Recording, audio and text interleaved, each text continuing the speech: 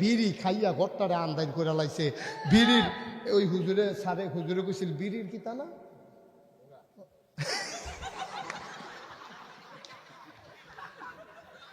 লা হাওলা ওয়ালা কুওয়াতা ইল্লা বিল্লাহ। আপনি এখানেও দেখে কইছেন আমরা এলাকাত কইলে আর আইতেন পারতেন না আপনি এই কথা কই। বিড়ির ইয়া হ্যাঁ শেষ অংশ করছে কি বেড়া। আমি গেছি মুরাদনগর সাফিতলা কি ফিতলা কথা কথা ঘুমান নাকি আপনারা। আমি মুরাদনগর এক গ্রামে মাহফিল করতে গেলাম।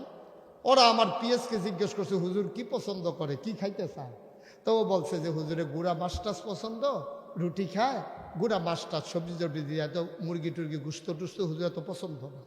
তো ওরা একেবারে সুন্দর করে এমন আয়োজন করছে।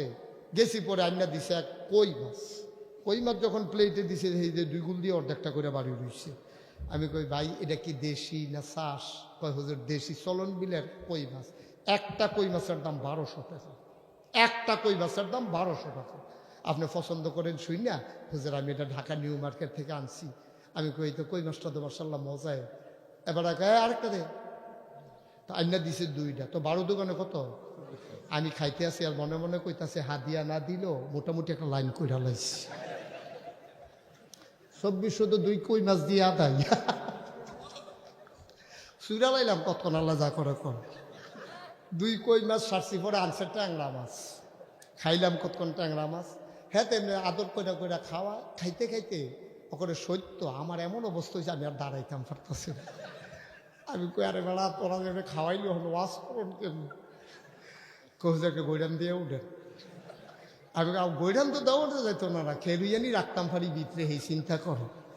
পরে কে করছে কি আমি যখন স্টেজে যাবো ওই যে ওয়াজ যে করা হে দৌড়াই আইয়া কই হুজুর সরি। আমি কি সরি? আপনার লেগে একটা জিনিস আনছিলাম দিতাম মনে নেই।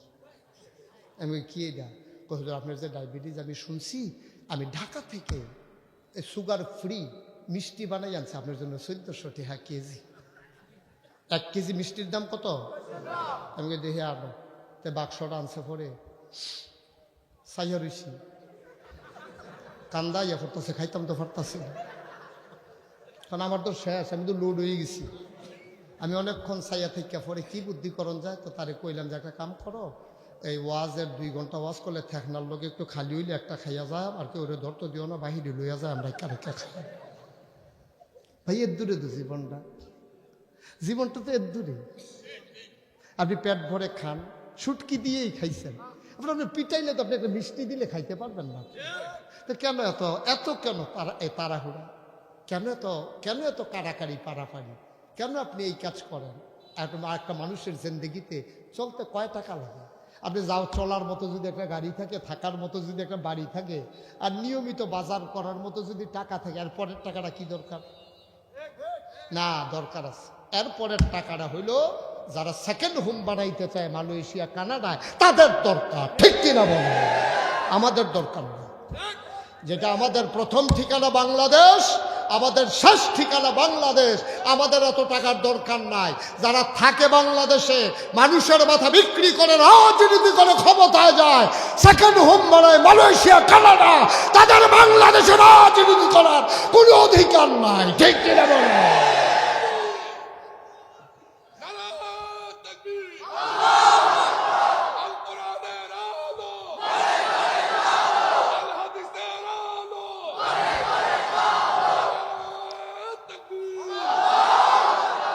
রাজনীতি করবেন বাংলাদেশে, সেকেন্ড হোম বানাইবেন মালয়েশিয়া কানাডা, মগের মুল্লুক পাইছে।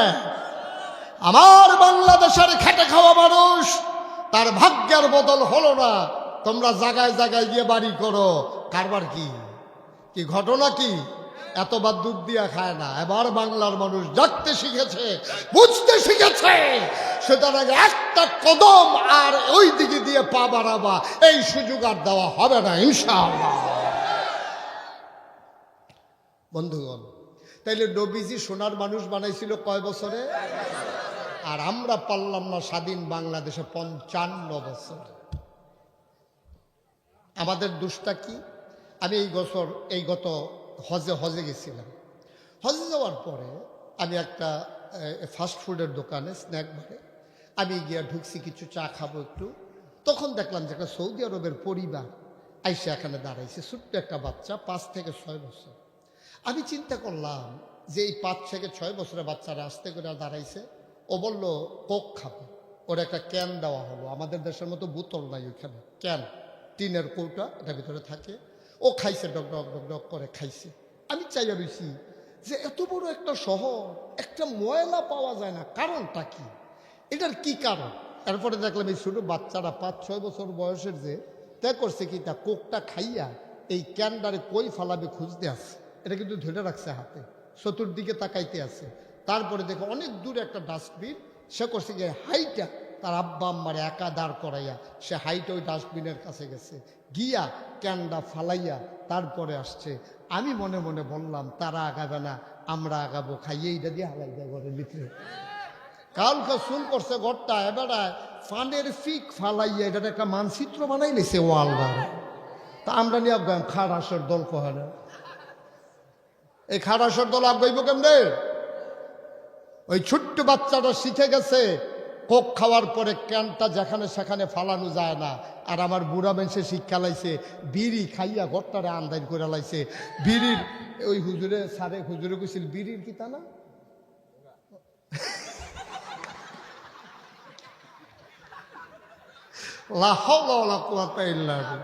আপনি এখানেও দেখে কইছেন আমরা এলাকাত কইলে আর আইতেন পারতেন না আপনি এই কথা। বিড়ির ইয়া, হ্যাঁ, শেষ অংশ করছে কি বেড়া, একটু বিবেক বিবেচনা নাই। তোমার ঘরটা তুমি ছাইয়া রাখবা না, তোমার গ্রামটা তুমি ছাইয়া রাখবা না, তোমার বাজারটা তুমি পরিষ্কার রাখবা না। এটা চকলেটের প্যাকেটটা ফালাও, চিপসের প্যাকেটটা ফালাও, খালটা ভরে যাইতেছে, পানি যাইতেছে না, বন্যা হচ্ছে, এই বিবেক তোমারে কে দেবে? কে শিখাবে তোমারে আব্বা, কে শিখাবে?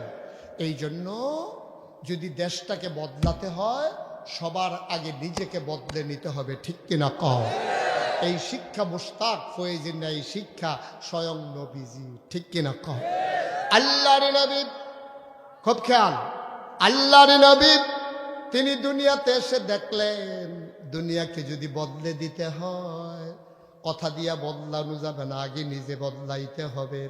আল্লাহ তাবারক ওয়া তাআলা কোরআনুল কারীমে 21 পারায় সর্বশেষ সূরা, সূরার নাম সূরা আহজাব, 73টা আয়াত, 9টা রুকু। আল্লাহ ডাক দিলেন নবী গো, ইয়া আইয়ুহান নবী, হে নবী, আপনাকে এই সমাজ বদলে দিতে হবে, এই দেশ বদলে দিতে হবে, বৈপ্লবিক পরিবর্তন করতে হবে, মানব সমাজকে আপনি অন্ধকার থেকে আলোতে নিয়ে আসতে হবে।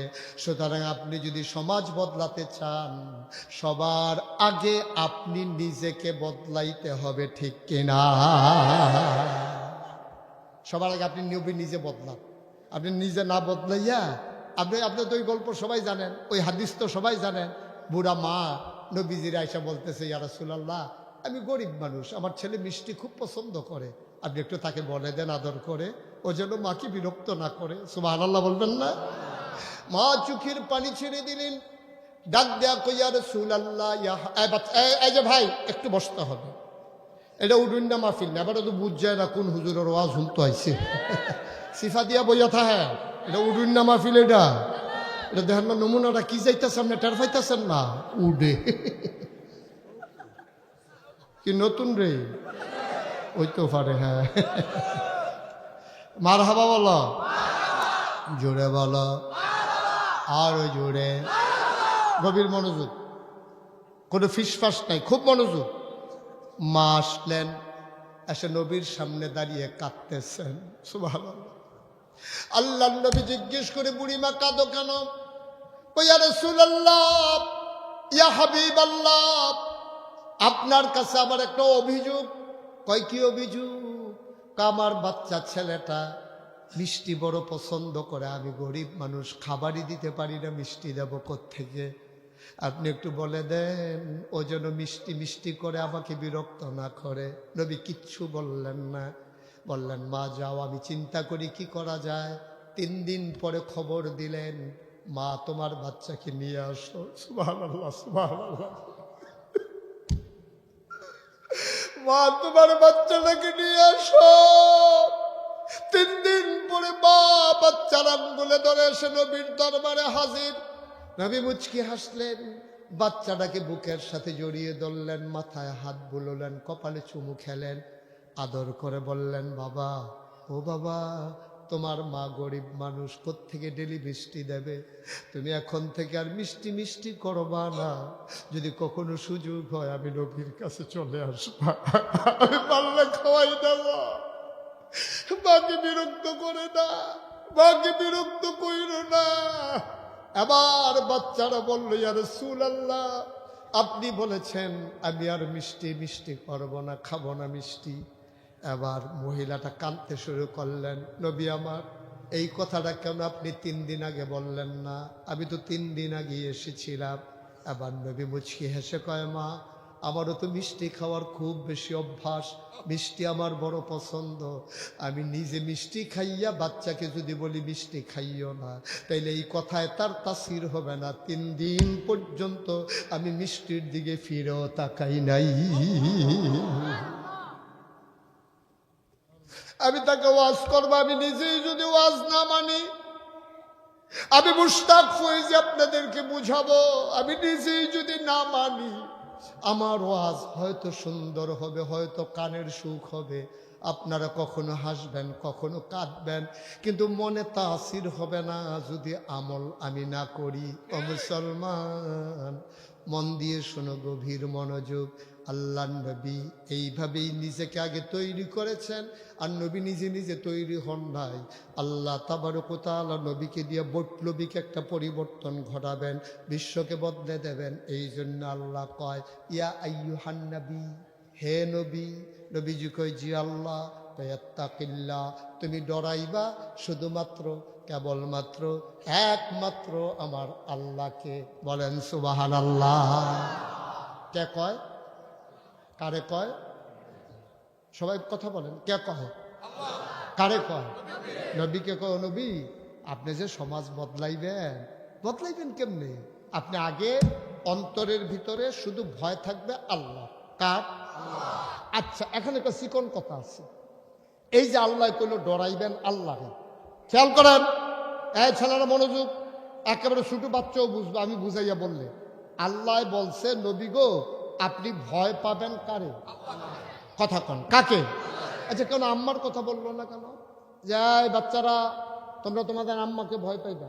কেন বললো না, এই বাচ্চারা তোমরা হেডমাস্টার স্যারের ভয় পাইবা, এই বাচ্চারা তোমরা পিসা হুজুরে ভয় পাইবা, এই বাচ্চারা তোমরা জাহাঙ্গীর হুজুরে ভয় পাইবা? কারো কথা কয় না। ফির সাহেবের কথা কয় নাই, আম্মার কথা কয় নাই, আব্বার কথা কয় নাই, কইছে কার কথা? কেন বললো? আমি মুশতাক ফয়েজি নাগাইশের পীর সাহেব, মনে করেন আমার গ্রামের মানুষকে বলল, ও নাগাইশের মানুষ ভয় পাইবা পীর সাহেবরে। আমি জাহাজিগুন চলে আসলাম, ওরা যদি এখন আমারে ফাঁকি দেয়, পারবে নাকি পারবে না? আমারে তো তারা দেখে না, আমি চলে আসছি হাজিগঞ্জে, আমিও দেখি না, তারাও আমারে দেখে না। তারা যদি এখন ইচ্ছা মতো সবাই মিলে যার যার মন মতো চলতে পারবে। আবার যদি মায়ের কথা কয়, তো মা যখন রান্না করে, আমি যখন বাড়ির আঙ্গিনায় চাউল চুরি করে আইসক্রিম খাই, তখন তো মা দেখে না। ছেলে যখন ইন্টারমিডিয়েটে পড়ে, বাবা থাকে চিটাগঙ্গে, তে কলেজও যায়, বন্ধু বান্ধবের লোকে বইয়া বইয়া বিড়ি খায়, কেউ দেখে না তার বাবারে না ডরানোর কথা। আল্লাহ এই জন্য বলছে, মা রে না, বাবা রে না, ফির সাহেব রে না, ইমাম সাহেব রে না, সারে রে না, ডরাইবা শুধু আল্লাহ রে। কারণ এমন একটা জায়গা নাই যেই জায়গায় আমার আল্লাহ দেখে না।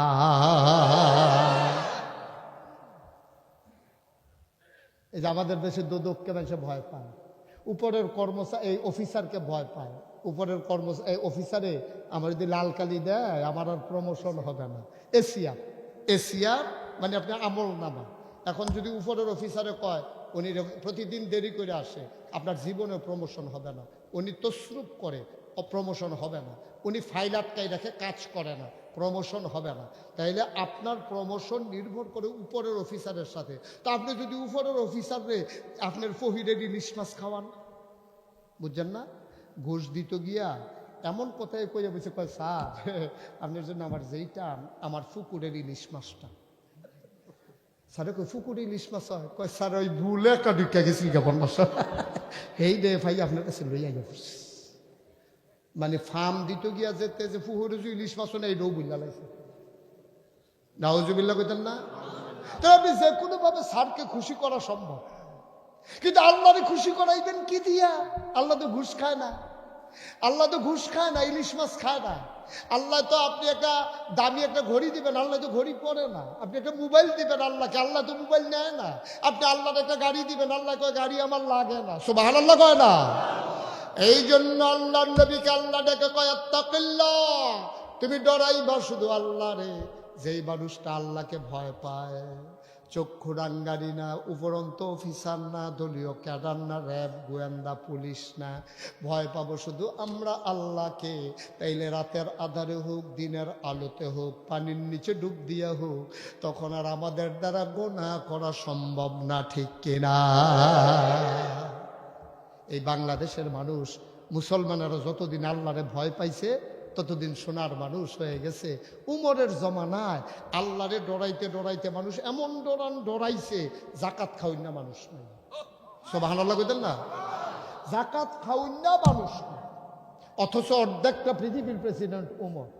উমর বলছে সাবধান, জাকাত না দিলে রাষ্ট্রীয়ভাবে আদায় করা হবে, শাস্তির মুখোমুখি হবা। এখন জাকাত আর কেউ আনন্দ লাগে না, আইল্লা দিয়া যায়। যার যার জাকাত লইতে আটতেছে, একবারা জাকাতের ব্যাগ লইয়া আটতে আছে, টাকা আছে।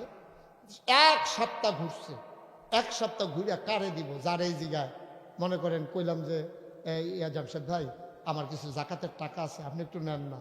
তো উনি কয় আরে আমার জাকাতের টেহা দিয়ে দেখেন মাদ্রাসা করে দিছি। আপনি জাকাতের টেহা লইয়া ঘুরেন।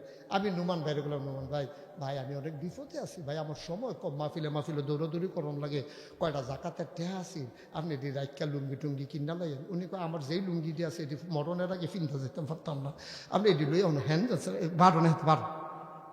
নুমান ভাইও জাকাতের টেহা নেয় না, জমশেদ ভাইও নেয় না, সিদ্দিক ভাইও নেয় না। আমার টেহা লইয়া ঘুরতে ঘুরতে ঘুরতে ঘুরতে উমরের জমানায় একবার ঘুরছে এক সপ্তাহ। কয় সপ্তাহ? এক সপ্তাহ ঘুইরা জাকাতের টেহা কেউ নেয় না। যারে সাথে কয় না আমার টি লইয়া তো যে কয়দিন ধরে বিপদ ফুটে রইছি। হেই লোক ছিল কি করুন যায়, আচ্ছা দাঁড়ো বুদ্ধি একটা বার করছি। সন্ধ্যার পরে একটা গরিব মানুষের ঘর ওইটা দিয়ে হালাই দিয়ে দৌড় দিয়ে আমি তো এত শেষ। হ্যাঁ তো করছি কি ঠিক এক গরিবের ঘর দেখিয়া দেখছে যে খেজুর পাতার ছাউনি দেওয়া ঘর, ইয়া সেটা যখন মাগরিবের আজান দিছে দেখছে যে অন্ধকার হয়েছে, মানুষজন বাইরে নাই। আস্তে আস্তে আস্তে আস্তে জাকাতের টেহার ব্যাগটা লইয়া দরজাটা ফাঁক করে এটা দিয়ে কয় জাকাতের টেহা, ওইটা দিছে দৌড়। হেইতে যেতে ঘরের ভিতরে হেতে টেহা লইয়া ফিসে ফিসে দৌড়তেছে। ভাই আমি এই মাত্র বিছাই নাছি, কেউ রে পাই না, আমার টি হনো ঘর রইছে, আপনি একটু লইয়া যান তাড়াতাড়ি। সুবহানাল্লাহ কয় না রে? কি ইসলাম রে এটা? কি ইসলাম? কে রে আমরা এটা পারলাম না কে রে? আমার চেয়ারম্যান সাহেব আমি অসংখ্য ধন্যবাদ। উনি কি কইছে, হাদিস কোরআন মতো আমি আমার ইউনিয়নটা যেন গড়তাম পারি। এবার আইয়েন চেয়ারম্যান সাহেবকে কিন্তু রস করি না না, কেমনি উনি গর্ব একটা লাইন দেখাই দিই ইনশাআল্লাহ। আল্লাহ যেন কবুল করে সবাই করা। আমিন। মুসলমান মন দিয়ে শুনো, অর্ধ পৃথিবীর প্রেসিডেন্ট আমার উমর, যার ব্যাপারে নবী বলেছেন আনা খাতামুন নাবিয়্যিন লা নাবিয়্যা বা'দি, আমি হলাম সর্বশেষ নবী, আমার পরে আর নবী নাই। ওমর রে ওমর, আমার পরে যদি নবী থাকতো রে, তুই ওমর আমার পরে নবী হইতি। সুবহানাল্লাহ। এই মানুষটার ওজন কম না বেশি রে? দাম কি আপনারা কি করে লইয়া ফিরে যাবেন গা? এখন থেকে যে উঠবে তার কোনো বিচার নাই, এখন থেকে বিচার হবে যারা লগের তো উঠবো তারা। তে তো বুঝে না, তে যদি বুঝতো তে আটলো না। যেহেতু আপনারা বুঝেন তে আপনার লোকে দিয়ে আটে কেমন যাতা দিয়ে হটাই লইবে। অনেকে আমারে কয় যে হুজুর এত জোর কইরা ওয়াজ শোনানের ঠেহা কি? আমি ঠেহা আছে। কয় হুজুর যে উঠুক না, যে শুনে শুনবো না হইলে নাই। আপনি এত জোরাজুরি করেন কেন? আমি আমার দুঃখে আমি জোরাজুরি করি। মনে করেন চিনি চিনেননি? চায়ের লগে যে খায় দিলে যে মিডা হয়, যেমন চাইয়া দিচ্ছে উনি মনে করছে সৌদি আরবের খুরমা খাজুরের কথা। চিনি এই চিনেননি সবাই? পাটোয়ারি ভাই আইছে, তা আমি বললাম পাটোয়ারি ভাই এটার ভিতরে একটু চিনি আছে, আপনি ভালো চিনি, গুড়ের চিনি, লাল চিনি, এটা ভালো রাসায়নিক মুক্ত, এখান থেকে 1 চামচ চিনি খান। উনি যদি এখান থেকে 1 চামচ চিনি খায়, এটা কি তিতা লাগবে না মিষ্টি লাগবে? মিষ্টি লাগবে, ইচ্ছা করে খাইবে। এখন আমি যখন বললাম পাটোয়ারি ভাই এখানে 1 চিনি আছে, আমিও খাইছি, অনেক মজা, আপনি 1 চামচ চিনি, না না না আমি চিনি খাই না। আমি সিদ্দিক ভাই বললাম ধরেন গামছা ডেফিসিটা বাইন্দালাম বাসার লগে, চিনি খাইতো না, হয়তো চিনি না খাওয়াইয়া সারাসারি নেই। ওনারে দুইজনে দইরা জাতা দিয়া উনি মুখ বন্ধ করে বয়ে রয়েছে, আমি এটারে আবার সামিজ দিয়ে আগ করাইয়া ওনার জিব্বার মধ্যে যদি কুদুর চিনি লাগাই দিতাম পারি, এটাকে তিতা লাগবো না মিষ্টি লাগবে? চিনি এমন একটা জিনিস, এটা ইচ্ছা করে খাইলেও মিষ্টি, এটারে বাইন্দা খাওয়াইলেও মিষ্টি। ওয়াজ এমন একটা জিনিস, এটা ইচ্ছা করে শুনলেও সোয়াব, তারে ফালার লোকে বাইন্দা বানাইলেও সোয়াব। বাইন্দালা 2-3টারে এটা লড়ে খালি চা কে আপনার বান্ধব লাগবো নাকি? ইচ্ছা করে খাইয়া লাইয়েন মার হাবা কয়টা রে, কষ্ট হইতাছে বোধ হয় না, সাইডা দেওয়ার দরকার। আর সামান্য একটু ওই যে কইছিলাম চেয়ারম্যান সাহেব একটা ফর্মুলা দেব, উনি যেহেতু আশাবাদ ব্যক্ত করেছেন এই ইউনিয়নটাকে উনি কোরআন সুন্নাহ মতো চালাতে চান, তাইলে ওনাকে একটা ফর্মুলা দেওয়া আমার নৈতিক দায়িত্ব, নিয়ম শিখাই দেওয়া এটা আমার নৈতিক দায়িত্ব। উনি আমার সামনে যেহেতু কথাটা কইছে, কেমনে কর্তব্য এটা কইতে আসি। অর্ধ পৃথিবীর প্রেসিডেন্ট ওমর, কি নাম? ওমরের অনেকগুলো পরিচয়, তিনি ইসলামের 2য় খলিফা।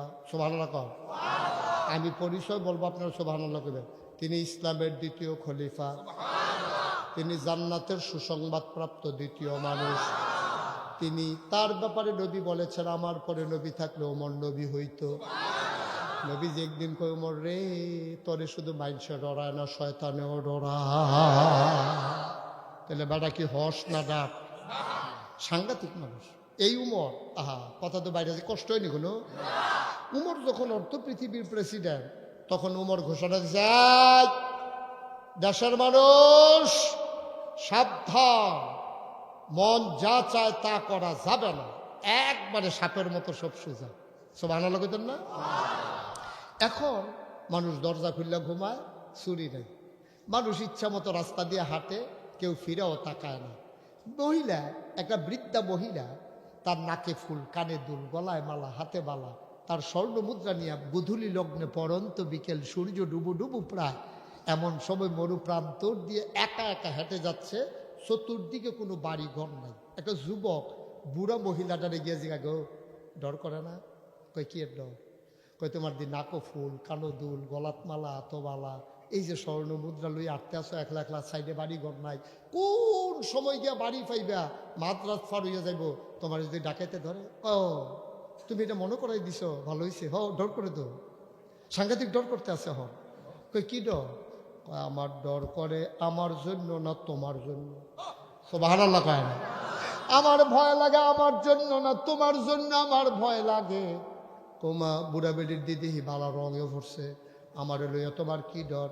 কয় তুমি যে আমারে কইলা আমার কানে ফুল, কানে দুল, নাকে ফুল, গলায় মালা, হাতে বালা, স্বর্ণ মুদ্রা, আমারে ডাকাত দেখতে পারে, তুমি যে আমার দিকে তাকাইয়া জিনিসটি চিনছ আর আমারে যে ভয় দেখাইছ, আল্লাহ আল্লাহ করে যদি উমরের কাছে বলতে পারি তোমার যে চোখের জায়গায় চোখ থাকবে না, ওই ভয় আমি পাইতে আছি। এখন বাঘ মহিষ গাড়ে পানি খায়, দরজা খুলে মানুষ ঘুমায়, কোনো চিন্তা নাই, নিশ্চিন্তে নির্বিঘ্নে মেয়েরা প্রতিষ্ঠানে যায়। আর আমার এই রাজারগাঁও ইউনিয়নে মেয়েরা স্কুলে যায়, ব্রিজের উপরে ছেলেরা বৈশা বৈশা ইফতেজিং করে নাকি করে না? অনেক মেয়ে স্কুল ছেড়ে দিয়েছে ভয়ে, অনেক মেয়ে স্কুল ছেড়ে দিয়েছে, যাইতে চায় না, বখারে ছেলেরা টিটকারি মারে। মাইয়াটা কুদুর সুন্দর, বাপে কইছে থাকার লেহা পড়া লাগতো না, কাম লাগলে রিক্সাওয়ালার কাছে বিয়া দিয়ালাম, পড়াইয়া সব লাগতো না, একটা কেলেঙ্কারি গড়াইব, ফোলা ফাইনের নমুনা বালা না। চেয়ারম্যান সাহেব, আপনি যদি কোরআন সুন্নাহ মতো রাজার গাঁও চালাইতে চান, আগে ওই যুবকগুলারে সামলাইতে হবে যারা রাস্তার মোড়ে বসে বসে ওই মেয়েদেরকে টিটকারি মারে, ঠিক কিনা? এই জন্য আপনাকে কমিটি করতে হবে মহল্লায় মহল্লায়। আপনি এলাকার ইমাম সাহেবের সভাপতি বানাইয়া, মাদ্রাসার হুজুরের সেক্রেটারি বানাইয়া, ওয়ার্ড মেম্বারে সদস্য সচিব বানাইয়া, আপনি আরো গ্রামের 10 জন মুরব্বী নিয়া এবং সুকুমার বৃত্তি লালন করে ভালো যুবক যারা, এরকম সুঠাম দেহের অধিকারী 10 জন যুবক দিয়া আপনি গ্রামে গ্রামে কমিটি করে দেন, যে যেই ছেলে রাস্তার মোড়ে দাঁড়াইয়া মেয়েদেরকে টিটকারি মারবে, মস্কারা করবে, ওই ছেলে এই সমাজে থাকতে হলে ভালো হয়ে থাকবে, নাহলে পিটাইয়া চাপড়া উঠাই ফেলা হবে, ঠিক কিনা? শুধু ওয়াজ দিয়া বালা বানাইলে দেন। এইরকম হলে তো নবীজি হুদা ওয়াজ করলো, যুদ্ধ করলো, কিন্তু 27টা যুদ্ধে নবীজি সেনাপতি ছিল। কয়টা যুদ্ধে? 27টা যুদ্ধের সেনাপতি আমার নবী। আর আমরা ফির সাহেবরা ইসলাম খালি দুনিয়াতে ওয়াজ করতাম, হুজুরে ওয়াজের ফ্যাক্টরি লইয়া বইছে, আর দোয়া হুজুরের কাছে, হুদা দোয়া সবাই খালি, হুজুর তো দোয়া নেয়, উনি দোয়ার একটা ফ্যাক্টরি হয়েছে। উনি সমাজ রসাতলে যাক, ওনার কোনো কথা নাই, উনি খালি দোয়া করে। না বাবা, দোয়া দিয়ে হবে না, দোয়া করলে আমার নবীরতে বড় দৌড়ে দোয়া করিন না কেনারি মুস্তাজিবুদ দাওয়া, তিনি দোয়া করতে দেরি, কবুল হতে দেরি নাই, ঠিক কিনা কহ? সমাজকে বদলে দিতে হলে কি করতে হবে? ওই যেই সব বখাটে ছেলেরা টিটকারি মারে, মস্কারা করে, তাদেরকে দমিয়ে দিতে হবে। 2 নাম্বার, আপনার এই মসজিদে মসজিদে কমিটি করতে হবে। এই মসজিদের আওতায় কতটা যুবক আছে, কে আসরের নামাজে আসলো, কে আসলো না, যুবকেরা যুবকদের তালিকা করবে। মাগরিবের আগেই তার কাছে খবর চলে যাবে, তুমি কেন নামাজে আসলা না, জবাব দাও। বিষে বিষে চলতে হলে নামাজ পড়েই চলতে হবে, নাইলে সমাজ ছেড়ে দিতে হবে, ঠিক কিনা? একবারে সহজ, কিন্তু আমরা তো কেউ পদক্ষেপ নেই না, তো কঠিন কিছু নেই। মুরব্বীদের তালিকা করবে মুরব্বীরা, ছেলেদের তালিকা করবে ছেলেরা। আবার উমর, কথা মনে আছে তো না? বাংলাদেশের প্রেসিডেন্ট না অর্ধেকটা পৃথিবীর প্রেসিডেন্ট উমর। উমর যখন ঘোষণা দিছে, এখন দরজা খুললে মানুষ ঘুমায়, চুরি নাই, ডাকাতি নাই, লুটতরাজ নাই, রাহাজানি নাই, জাকাতের টেহানে উন্না নাই। এবার এই কথা তো আর শুধু মদিনায় থাকে নাই, কথা চলে গেছে খ্রিস্টান দেশে, কাফেরের দেশে।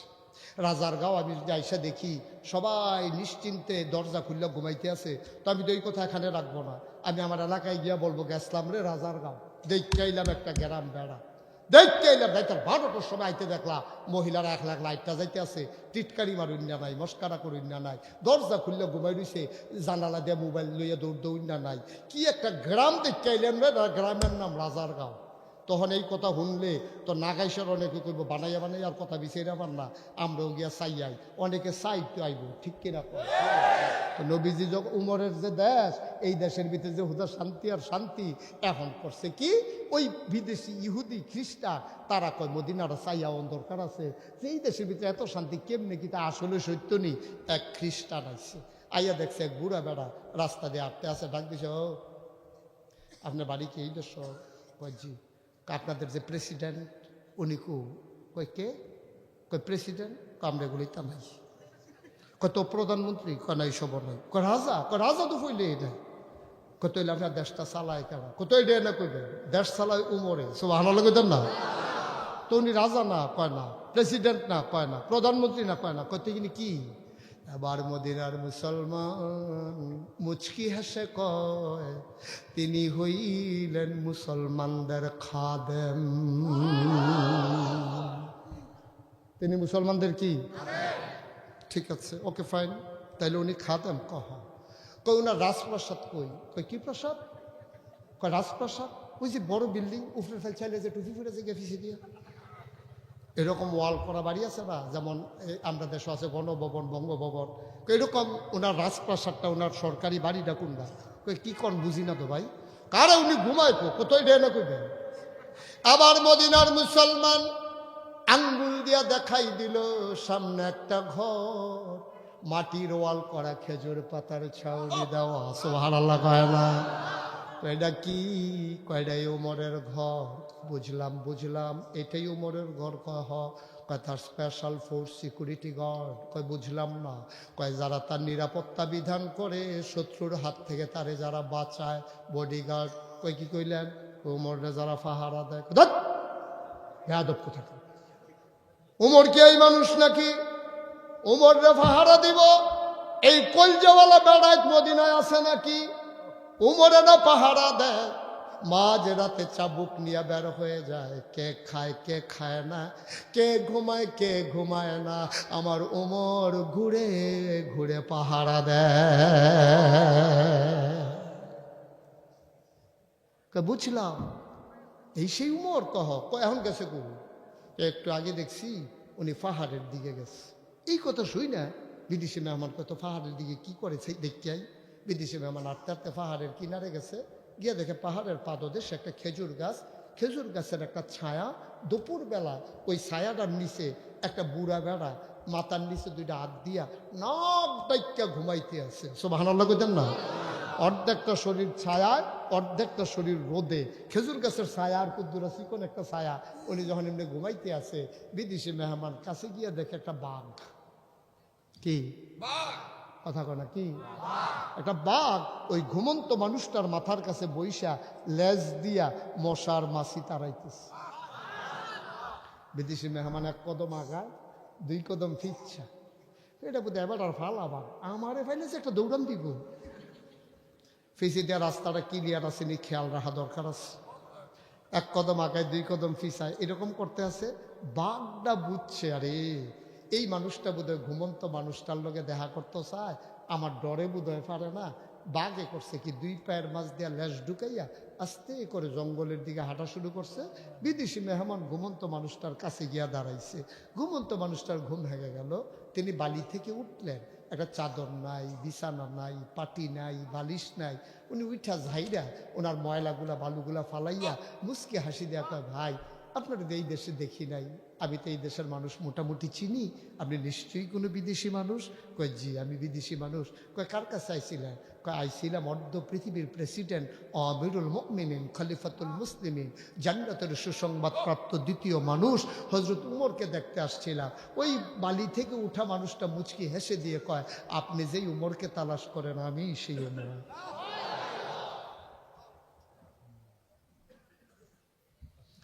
বিদেশি মেহমান মনে মনে কয় লোকটাকে লোকগুলাকে আমার বোকা মনে করে নাকি। একবার সোনের গড় দেখাই দিল উমরের গড়, আবার এবারে বালুর তুইটা কয় বেড়ায় উমর।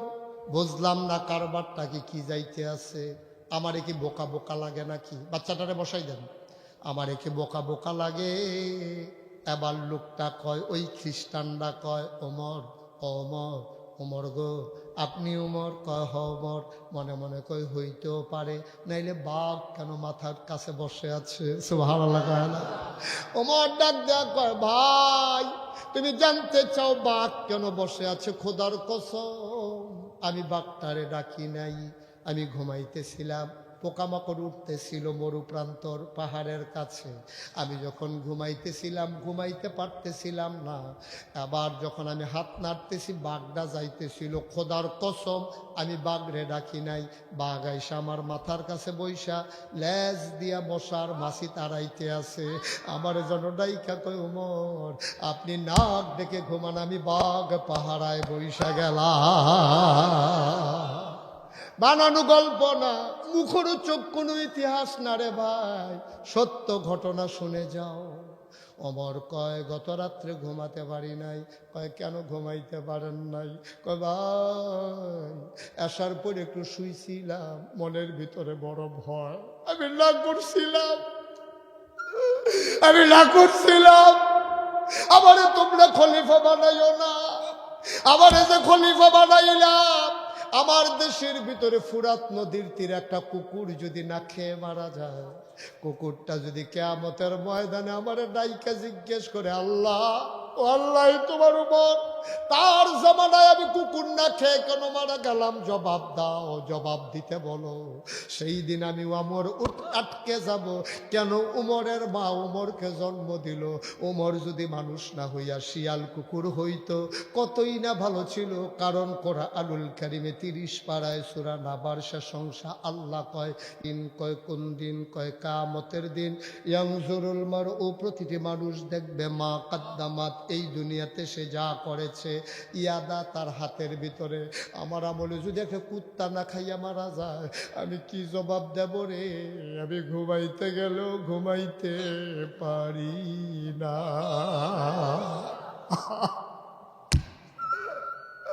আমি ঘুমাইতে যাই, আমি ঘুমাইতে পারি না।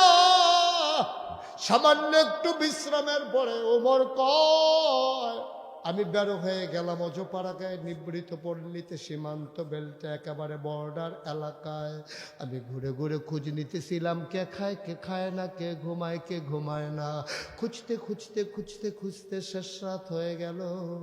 কেউ জাগনা নাই, পাখিগুলো ঘুমিয়ে পড়েছে আপন নীরে, গরুগুলো গোয়াল ঘরে, বেওয়ারিশ কুকুরগুলো নিরাপদ আশ্রয়ে, ছোট্ট শিশুরা মায়ের বুকে ঘুমায়, আর প্রিয়তম স্বামী প্রিয়তমা স্ত্রীকে নিয়ে ঘুমায়। কোথায় যেন শিয়ালের ডাক শোনা যায়। রাত জাগা পাখিরা ডেকে উঠে, মৃদু মন্দ বাতাস। আমি উমর ঘুরতেছি আর মৃদুমন্দ বাতাসের মাঝে হাঁটতেছি, আকাশের দিকে তাকিয়ে। চতুর্দশী পূর্ণিমার চাঁদ আকাশে হাসে, ফকফকা জ্যোৎস্না। হঠাৎ করে আমি একটা আওয়াজ শুনলাম, মা মা মা মা। দুটা বাচ্চা কাঁদতেছে। আওয়াজটা শুই না কলিজাটা আমার মোচড় দিয়ে ফেললো। দিলাম দৌড়, দৌড়ে দৌড়ে দৌড়ে দৌড়ে। আওয়াজটা কোত্থেকে আসতেছে গেলাম, গিয়ে দেখি একটা ছেঁড়া তাঁবু। তাঁবুর ভিতরে মিটি মিটি আলো জ্বলে। তাঁবুটা চতুর্দিক দিয়ে ছেঁড়া, ভিতরে দুইটা বাচ্চা উপর হয়ে শুয়ে আছে, পেটের ভিতরে দুটা পাথর দিয়া রাখছে। বাচ্চাগুলা কান্দে আর কয়, আম্মা আম্মা আম্মা গো, ও আম্মা, তুমি বলেছো কাফেরের দেশে খানা নাই, মুসলমানের দেশে খানার অভাব নাই। ওমর বড় ন্যায় পরায়ণ শাসক, এখানে কুকুরও না খেয়ে থাকে না আম্মা। সকালবেলা মদিনায় ঢুকেছ, দুপুর হয়ে গেল, কই তোমার ওমর? দুপুর গড়িয়ে সন্ধ্যা হলো, কই তোমার ওমর? মাঝরাত পার হয়ে গেল, কই তোমার ওমর? কই তোমার ইসলাম? ওমর কান পেতে শুনতেছে। বাচ্চারা কয়, মা ও মা, মা গো, যেমন করে হোক 3 দিন হয় খাবার খাই না গো মা। 3 দিন হয় খাবার খাই না গো মা, খাবার দাও, নাইলে বাঁচব না গো আম্মা, খাবার দাও, মরে যাব আম্মা। বাচ্চারা কাঁদতেছে। আর মাটা করছে কি, একটা চুলার ভিতরে আগুন ধরাইয়া, পাতিলার ভিতরে কয় টুকরা পাথর দিয়া, ওই পানি দিয়া নাড়তেছে আর মিথ্যা সান্ত্বনা দিতেছে, একটু অপেক্ষা করো, খাবার রেডি করতেছি। উমর দেখে ফেলছে। দিলেন দৌড়ে দৌড়ে দৌড়ে দৌড়ে সরকারি গুডাউনের দরজায় গিয়ে দাঁড়ালেন। ডাক দিলেন, কে আছো? দারোয়ান লাফ দিয়ে উঠো। দরজা খুলে দেওয়া হলো। ওমর বলল, কি দেখলাম? তাড়াতাড়ি বস্তার ভিতরে আটা ঢুকাও, খেজুর ঢুকাও, সবজি ঢুকাও। ঢুকানো হলো, বস্তার মুখ বেঁধে দেওয়া হলো। 2 জন কর্মচারী পেছনে এসে দাঁড়িয়ে গেছে।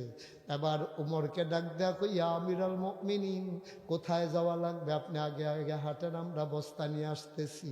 ওমর কয়, তোমরা কারা? কয়, আমরা রাষ্ট্রের কর্মচারী। কয়, তোমাদেরকে কে ডাকছে? কয়, ডাকতে হবে কেন? আপনার গলার আওয়াজ শুই না ঘুম ভেঙে গেছে গো উমর, আপনি আজ সামনে সামনে যান, বস্তা নিয়ে আসতেছি। উমর কয়, না, বস্তা তো তোমাদের মাথায় দেওয়া হবে না। কত বস্তা নেবে কে?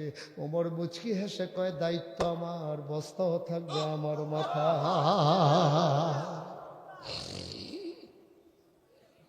বস্তা আমার, দায়িত্ব আমার, বস্তা আমার মাথায় দাও। কর্মচারীরা কয়, আমরা রিজাইন দেব, চাকরি করব না। সব যদি আপনি পারেন, আমাদেরকে কেন রাখছেন? বিদায় করে দেন। ওমর কয়, বস্তা নেওয়ার খুব শখ। কয়, শখ নাই, আমাদের দায়িত্ব। ওমর কয়, ঠিক আছে, কে বস্তা নিতে চাও? 2 জন হাত উঠালেন। উমর কয় আমি একটা শর্তে তোমাদের মাথায় বস্তা দেব। কয় শর্ত কি? কয় আমি উমর কিয়ামতের ময়দানে যখন উঠব আমার তো একটা গোনার বস্তা হবে। কিয়ামতের ময়দানে আমি উমরের একটা বস্তা হবে রে, গোনার বস্তা।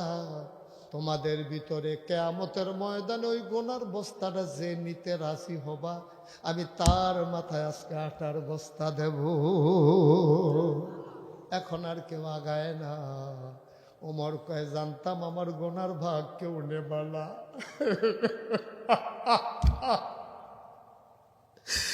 আমি জানতাম আমার গুনার ভাগ কেউ নেবা না। আটার বস্তা কেন নিতে চাও?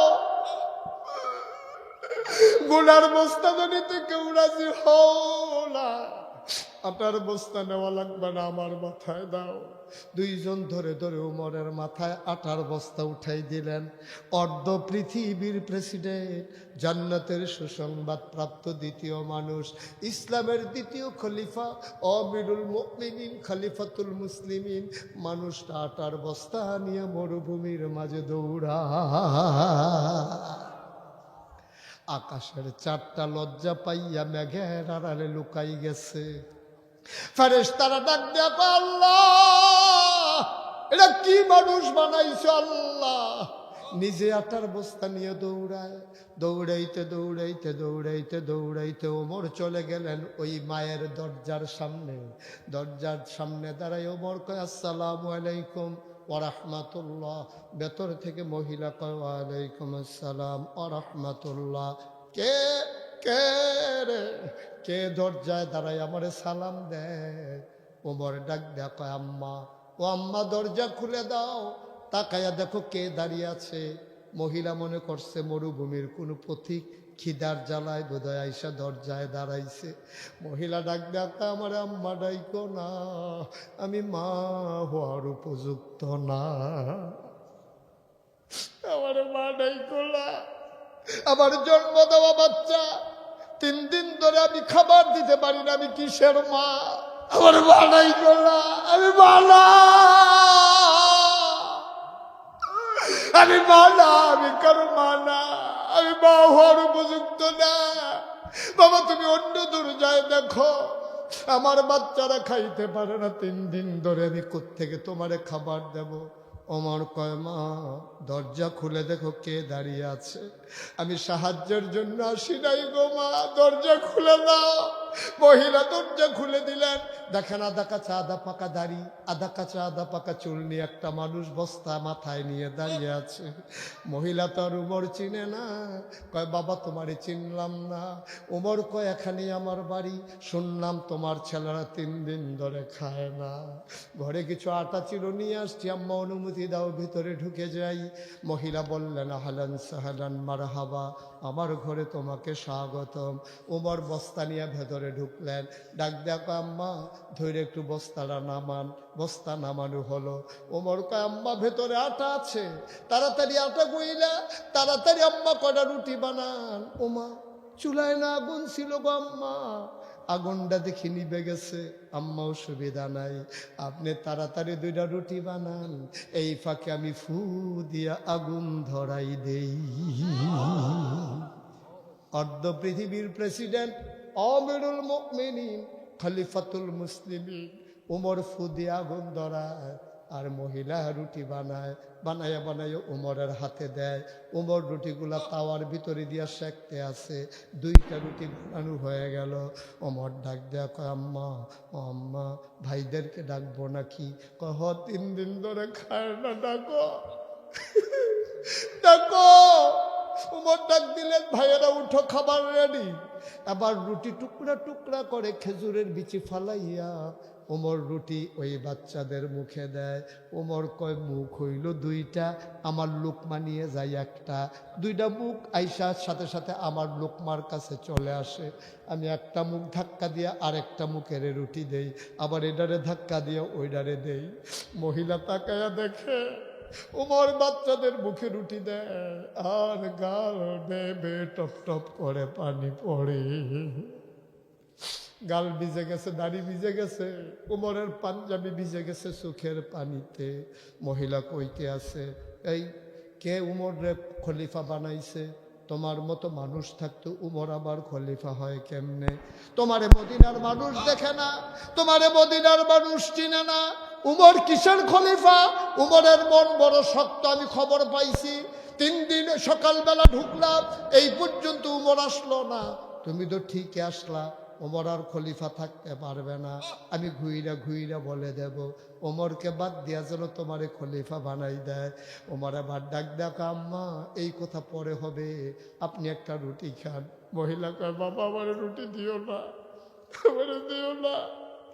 সকালবেলা আমার বাচ্চারা আবার কাঁদবে, আমি তখন কোত্থেকে ওদেরকে খাবার দেব? আমি তো বয়স্কা মানুষ, আমার জন্য টেনশন করো না। ওমর ডাক ডাক, আম্মা আমি যখন আইসা পড়ছি গো আম্মা, আর খাবারের চিন্তা করা লাগবে না। ওমরের সাথে আমার বড় খাতির, সুবহানাল্লাহ কয় না? উমরের সাথে আমার বড় খাতির গো আম্মা। আগামীকাল সকালবেলা মসজিদে নববীর দরজায় আইসো, সেখানে আমি থাকবো। আমি বলে বলে তোমার রেশনের ব্যবস্থা করে দেব। সকালবেলা বাচ্চাদেরকে ধইরা ওমর, ওই মহিলা চলে গেলেন মসজিদে নববীর দরজায়। আর ওমর সারা রাত ঘুমাতে পারে নাই, চোখ দুইটা তার লাল। নির্ঘুম রাত কাটাইয়া উস্কো খুস্কো তার চুল। ওমর বসে আছেন, মহিলা দরজায় গিয়া দাঁড়াইয়া একজন রে জিগায়, ভাই ভাই এই জায়গায় ওমর কোনটা?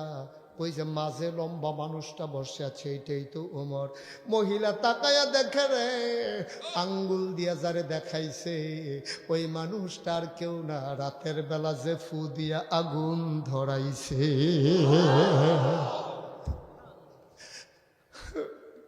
মহিলা দিলেন দৌড়, ওমরের নজর পড়ে গেছে। ওমর দৌড় দিয়া মহিলার সামনে গিয়া দাঁড়াইছে, মা ও মা কই যাও? মহিলা কান্দে আর কয়, বাবা এই বাচ্চাদের আব্বা নাই, আমি তার মা, আমি তাদের আব্বা। আমারে যদি জেলখানায় দিয়ে দাও, আমারে যদি জেলখানায় দিয়ে দাও, তাইলে সর্বনাশ হয়ে যাবে, এই বাচ্চাগুলা মরে যাবে। এবার উমর কয়, কেন জেলখানায় দেব? কয়, তোমারে শোনাইয়া শোনাইয়া কত গালি গালাজ করছি। উমর ডাক দেখ, আম্মা আম্মা গো, এই চামড়ার চাবুকটা তোমার হাতে নাও, আমি পাঞ্জাবি খুইলা দাঁড়াইতেছি। তোমার যদি গালি দিতে মন চায় আরো কয়টা গালি দাও, পিটাইতে মন চাইলে চামড়ার চাবুক দিয়া পিটাও। তবে তোমার কাছে আমার একটা অনুরোধ, কিয়ামতের ময়দানে তুমি মা আল্লাহর কাছে আমার ব্যাপারে বিচার দিও না।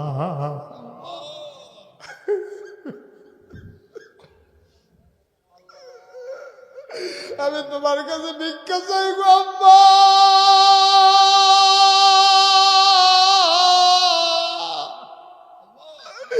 আমার বিরুদ্ধে তুমি বিচার দিও না গো আম্মা, আমার বড় ভয় লাগে গো আম্মা। পিটাইতে মন চাইলে পিটাও, গালি দিতে মন চাইলে আরো গালি দাও। দয়া করে আম্মা কিয়ামতের ময়দানে আল্লাহর কাছে এই কথাটা কইও না আম্মা, এই কথাটা কইও না। গত রাত্রে কি হয়েছে গো আম্মা, এটা তুমি দয়া করে আল্লাহকে বইল না, আল্লাহ আমাকে ছাড়বে না গো আম্মা। ভাই এটার নাম হইল ইসলাম। এত সুজানার ইসলাম হাসির জিনিস না, মস্কারার বিষয় না। এটারে কই ইসলাম, এটারে কই ইসলাম।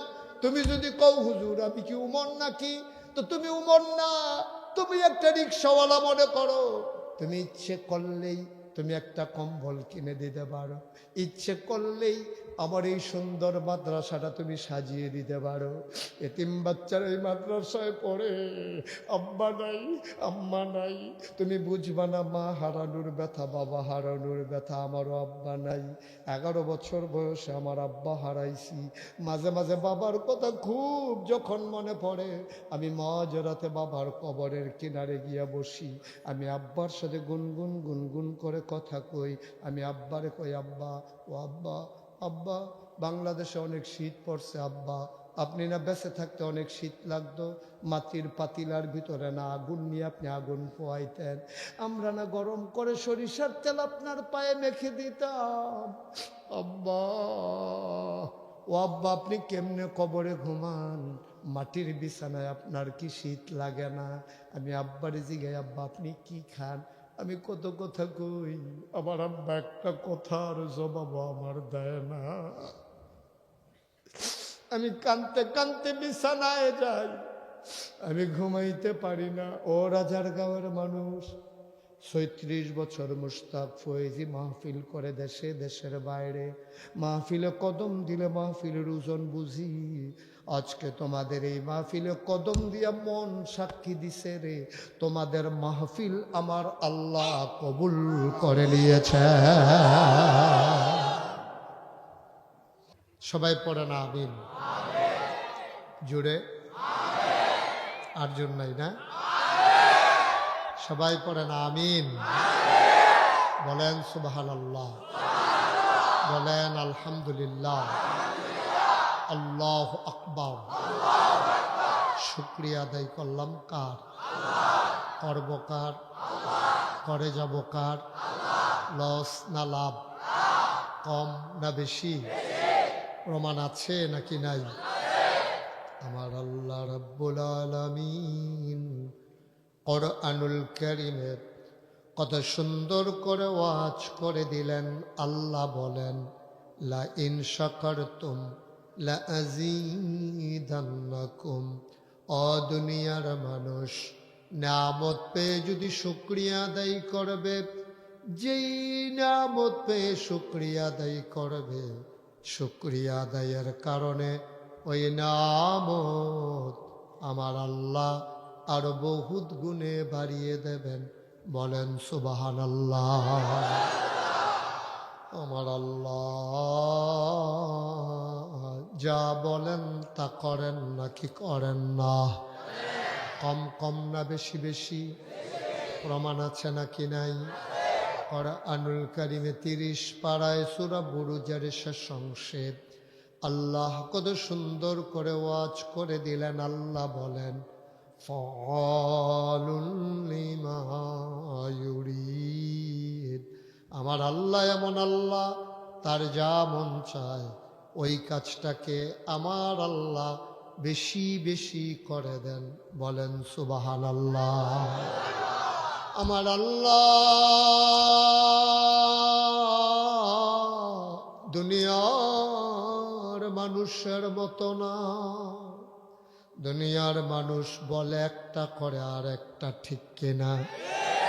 অসুখে পড়লে একরকম, ভালো হয়ে গেলে আরেক রকম, রাতের আধারে একরকম, দিনের আলোতে আরেক রকম, বিপদে পড়লে একরকম, বিপদ দূর হয়ে গেলে আরেক রকম, নির্বাচনে দাঁড়াইলে একরকম, পাশ করার পরে আরেক রকম, ঠিক কিনা? মুসলমান মন দিয়ে শুনুন, আমার আল্লাহ রাব্বুল আলামিন তিনি যা বলেন তিনি তাই করে দেন।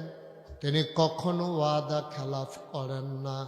তিনি নিজেই নিজের ব্যাপারে ওয়াজ করে দিলেন। আল্লাহ বলেন, ইন্নাকা লা তুখলিফুল মিআদ। আমার আল্লাহ এমন আল্লাহ, তিনি যা ওয়াদা করেন, ওয়াদার খেলাফ করা আমার আল্লাহর জন্য শোভা পায় না। বলেন সুবহানাল্লাহ। এই আল্লাহ আছেন নাকি নাই? ছিলেন নাকি ছিলেন না? থাকবেন নাকি থাকবেন না? আমার এই আল্লাহ কয়জন? জোরে কন, আর জোরে, মধুর সুরে, সবাই মিলে মন প্রাণ উজাড় করে গলা ছেড়ে দিয়ে মধুমাখা কণ্ঠে আকাশ বাতাস প্রকম্পিত করে আজকের এই জমিন কাঁপিয়ে দিয়ে রাতের নিস্তব্ধতা ছিন্ন ভিন্ন করে চলো ওই আল্লাহকে জানিয়ে দেই, মাওলা ও রব্বে করিম, তুমি লাম ইয়ালিদ ওয়ালাম ইউলাদ ওয়ালাম ইয়াকুল লাহু কুফুয়ান আহাদ। তিনি কারো থেকে জন্ম নেন নাই, কাউকে জন্ম দেন নাই ও বন্ধু। দুনিয়ায় পীরের মতো পীর হয়, নেতার মতো নেতা হয়, মন্ত্রীর মতো মন্ত্রী হয়, এমপির মতো এমপি হয়। আমার আল্লাহর কি মতো হয়? আমার আল্লাহর কি নমুনা হয়? আমার আল্লাহর কি ডুপ্লিকেট হয়? আমার আল্লাহর কি মডেল হয়? আমার এই আল্লাহ কয়জন? জোরে কন, আর জোরে, মধুর সুরে সবাই মিলে প্রাণ প্রাণ উজাড় করে গলা ছেড়ে দিয়ে চলো সবাই মিলে জানিয়ে দেই ওয়ালাম ইয়াকুল্লাহু কুফুয়ান আহাদ। তার লয় নাই, তার ক্ষয় নাই, তার শুরু নাই, তার শেষ নাই, তার আদি নাই, তার অন্ত নাই, তার দিগন্ত নাই, তার ডেস্ট্রয় নাই। তিনি ছিলেন, তিনি আছেন, তিনি থাকবেন, তিনি কয়জন? চলো সবাই মিলে জানিয়ে দেই লা ইলাহা, লা ইলাহা, লা ইলাহা। একসাথে লা ইলাহা, জোরে জোরে লা ইলাহা, আরো জোরে লা ইলাহা, মধুর সুরে লা ইলাহা, মাশাআল্লাহ লা ইলাহা।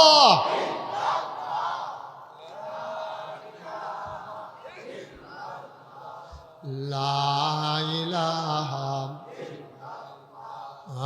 লা ইলাহা।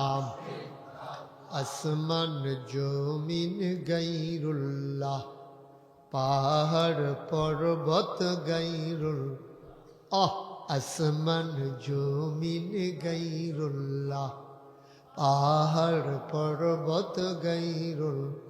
শুধু তুমি মাবুদ এক আল্লাহ, লা ইলাহা, জোরে জোরে লা ইলাহা, আরো জোরে লা ইলাহা, মধুর সুরে লা ইলাহা, মাশাআল্লাহ লা ইলাহা। লা মাবুদা ইল্লাল্লাহ, লা মাশুকা, লা মওজুদা, আলা মকসুদা। জোরে জোরে লা ইলাহা, আর জোরে লা ইলাহা, মধুর সুরে লা ইলাহা, মাশাআল্লাহ লা ইলাহা, লা ইলাহা ইল্লাল্লাহ মুহাম্মাদুর রাসূল সাল্লাল্লাহু আলাইহি ওয়াসাল্লাম। সবাই পড়েন আলহামদুলিল্লাহ। বন্ধুরা আমার, ভাইরা আমার, আমার আল্লাহ রাব্বুল আলামিন এই দুনিয়ার ভিতরে আপনাকে আমাকে মানুষ করে বানানোর পরে এমনে এমনে ছেড়ে দেন নাই। কোন পথে গেলে জান্নাত, কোন পথে গেলে জাহান্নাম, কোন পথে গেলে লাভ আর কোন পথে গেলে লোকসান, কোন পথে ভালো, কোন পথে মন্দ, কোন পথে কল্যাণ, কোন পথে অকল্যাণ, কোন পথে শিরক বিদআত, কোন পথে তাওহীদ রিসালাত, কোন পথে কুফর আর কোন পথে ইসলাম জানানোর জন্যে আমার আল্লাহ যুগে যুগে নবী এবং রাসূল পাঠাইছেন। এই নবী এবং রাসূল যারা এক একজনকে এক একটা উপাধি দিয়েছেন, যেমন আদামু সফিউল্লাহ, আদামু আবুল বাশার, তিনি হচ্ছেন সকল মানুষের আব্বা। বলেন সুবহানাল্লাহ। আমাদের আব্বা হইল 4 জন। কয়জন? সব একটু কথা বলা লাগবে না? পাটোয়ারি ভাই আমার দিকে ঘুরে বসেন। হ্যাঁ ঠিক আছে, নোমান ভাই একটু ঘুরে বসেন। সবাই যারা আছেন এটা আমার দিকে ঘুরে বসলে আপনিও আনন্দ পাবেন, আমিও কথা বলতে প্রাউড ফিল করবো ইনশাআল্লাহ। জি, দয়া করে কেউ কথা বলবেন না, উঠে আয় বাচ্চা। এই 2-3টা ছেলে এখানে ডিস্টার্ব করতেছে মারদ। আপনি কি করতেছেন এখানে? একটারে দিবেন বাহির এমনি সুযোগ হয়ে যাব, সিস্টেম আছে না? এই 3-4টা ছেলে মারাত্মক বিরক্ত করতেছে 2-3টা। তুমি নিচে বসো, আরো নিচে নামাইয়ে বসো, আসন পেতে বসো। হ্যাঁ, সবাই পড়ে না আমিন। তো যেই কথাটুকুন বলছিলাম, আমাদের আব্বা কয়জন? আমাদের আদি পিতা আদম। আদি পিতার নাম কি? জাতির পিতা? জাতির পিতা কি অন্য কাউকে বলার ইচ্ছা আছে নাকি? 17 বছর তো অনেক চেষ্টা করছে না? লোকমা দিয়া দিয়া ছেলেদের মুখে দেওয়াইতে চাইছে, ফলাফাইনে সাবাইয়া বমি করে দিছি, ভিতরে যায় না। ঠিক কিনা কও? আমরা এই পৃথিবীতে 800 কোটি মানুষ, 200 কোটি মুসলমান, 56,000 বর্গ মাইলের এই বাংলাদেশে টেকনাফ থেকে তেঁতুলিয়া, রূপসা থেকে পাথুরিয়া, সুন্দরবন থেকে বান্দরবন, এই 18 কোটি মানুষের মাঝে শতকরা 92 জন লোক মুসলমান। আমরা এই বাংলাদেশের মানুষ সহ গোটা পৃথিবীর 200 কোটি মানুষ ইব্রাহিম ছাড়া আর কাউকে আমরা জাতির পিতা মানি না। ঠিক কিনা বলো? আমাদের জাতির পিতার কি নাম? 1 নম্বরে আদি পিতা আদম, 2 নম্বরে জাতির পিতা ইব্রাহিম, রুহানি পিতা নবী মুহাম্মদুর রাসূলুল্লাহ সাল্লাল্লাহু আলাইহি ওয়াসাল্লাম, আর 4 নম্বরে যার যার আব্বা তার নুমানের আমারটা আমার, পাটোয়ারি ভাইটা পাটোয়ারি ভাই, এটা আর মিল নেই। এই বাকি 3টা মিল আছে। আলহামদুলিল্লাহ কন। হ্যাঁ, আপনাদের জন্য ওনারা দেখেন না, কইস্তাম যে তো খাইয়েন না। ওকে একটু জায়গা দেন, স্যারে একটু জায়গা দেন। ইয়া পর্যন্ত ঠিক আছে, ঢাকা টাইলস পর্যন্ত ঠিক আছে, আপনি একটু জায়গা দেন। স্যারে মাইন্ড করেন না, হ্যাঁ? সারা জীবন তো সামনে বইয়া পড়াইলেন না, যে অফিসে বইয়া শুনেন। হ্যাঁ বলছি তো, সারা জীবন তো সামনেই ছিল, আজকে স্যার একটু বসবো। ওকে, নাইলে এদিক দিয়ে চলে আসছে। ওকে ফাইন, হ্যাঁ এদিক দিয়ে দেন, এই যে, হ্যাঁ ওকে, থ্যাংক ইউ। সবাই পড়ি আমিন। ওই ছেলেটা, এই ছেলে, এই ছেলে, এদিকে আসো। এই কি হইলো? এই ছেলের সমস্যা কি? ওয়াজ কি উফরে পড়ছে নাকি? আমিন কর, জোরে কর, আরো জোরে। মুসলমান মন দিয়ে শুনো, মানুষদেরকে পাঠানোর পরে এমনে এমনে ছেড়ে দেন নাই। 1,500 বছর আগে মানুষগুলো যখন একেবারে ক্রাইসিস পিরিয়ড ওভারকাম করতেছিল, দুর্যোগকালীন একটা মুহূর্ত, মানুষগুলো মারামারি, কাটাকাটি, ঝগড়া বিবাদ, মন যা চায় তাই যখন করত, মানুষগুলো ছিল বর্বর, বেদুইন, যাযাবর, মূর্খ, সভ্য। সেই জামানায় আমার আল্লাহ রাব্বুল আলামিন অন্ধকার থেকে আলোতে নিয়ে আসার জন্যে, গোমরাহি থেকে হেদায়েতে নিয়ে আসার জন্যে, কুফর থেকে ইসলামে নিয়ে আসার জন্যে যাকে পাঠালেন, তিনি আপনার নবী, আমার নবী, আমাদের সকলের নবী, নবী মুহাম্মদুর রাসূলুল্লাহ সাল্লাল্লাহু আলাইহি ওয়াসাল্লাম।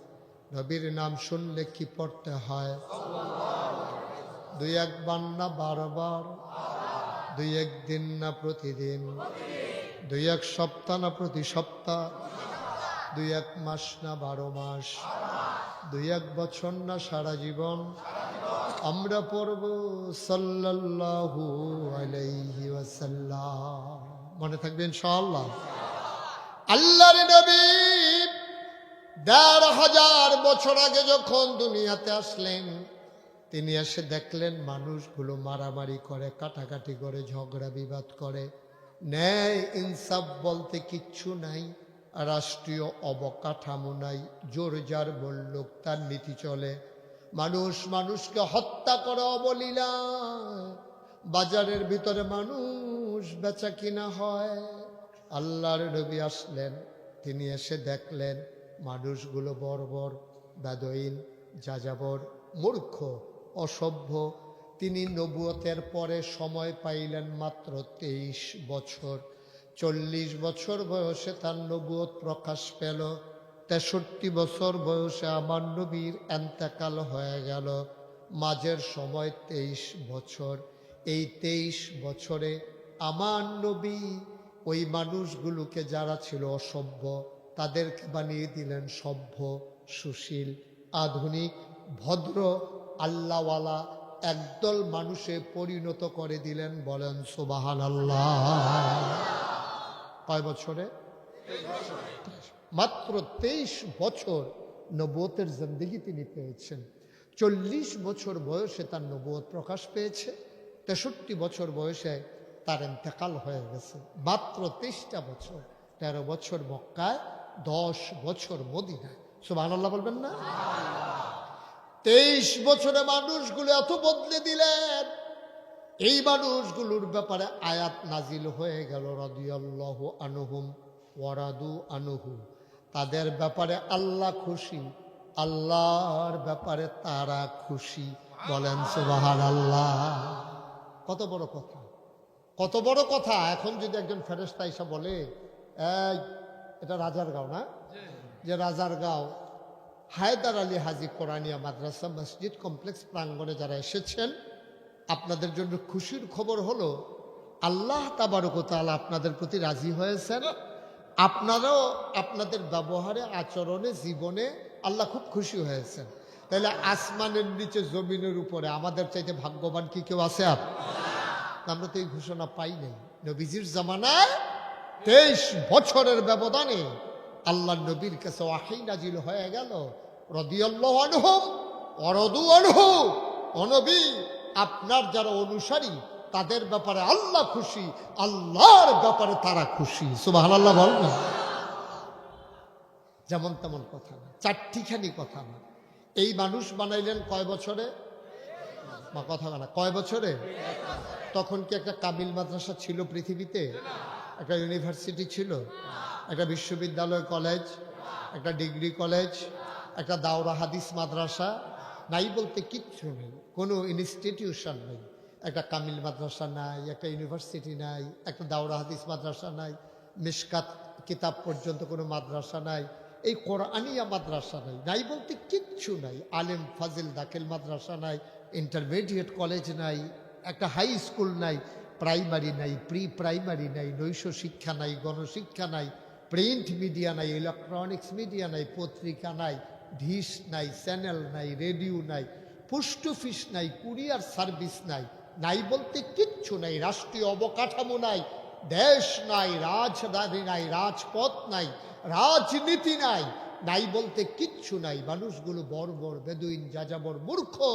নবীজি এই নাইয়ের মাঝে সোনার মানুষ বানিয়ে দিলেন। আজও পশ্চিমা বিশ্বে America, Britain, France, Germany, Sweden, Switzerland, বড় বড় দেশ যারা উন্নত বিশ্ব যাদেরকে আমরা মনে করি, তারা গবেষণা করছে যে এই মরু প্রান্তরে মরুর দুলাল এসে কেমন করে হাসিয়ে দিলেন ধরণী, রাঙিয়ে দিলেন এই পৃথিবী।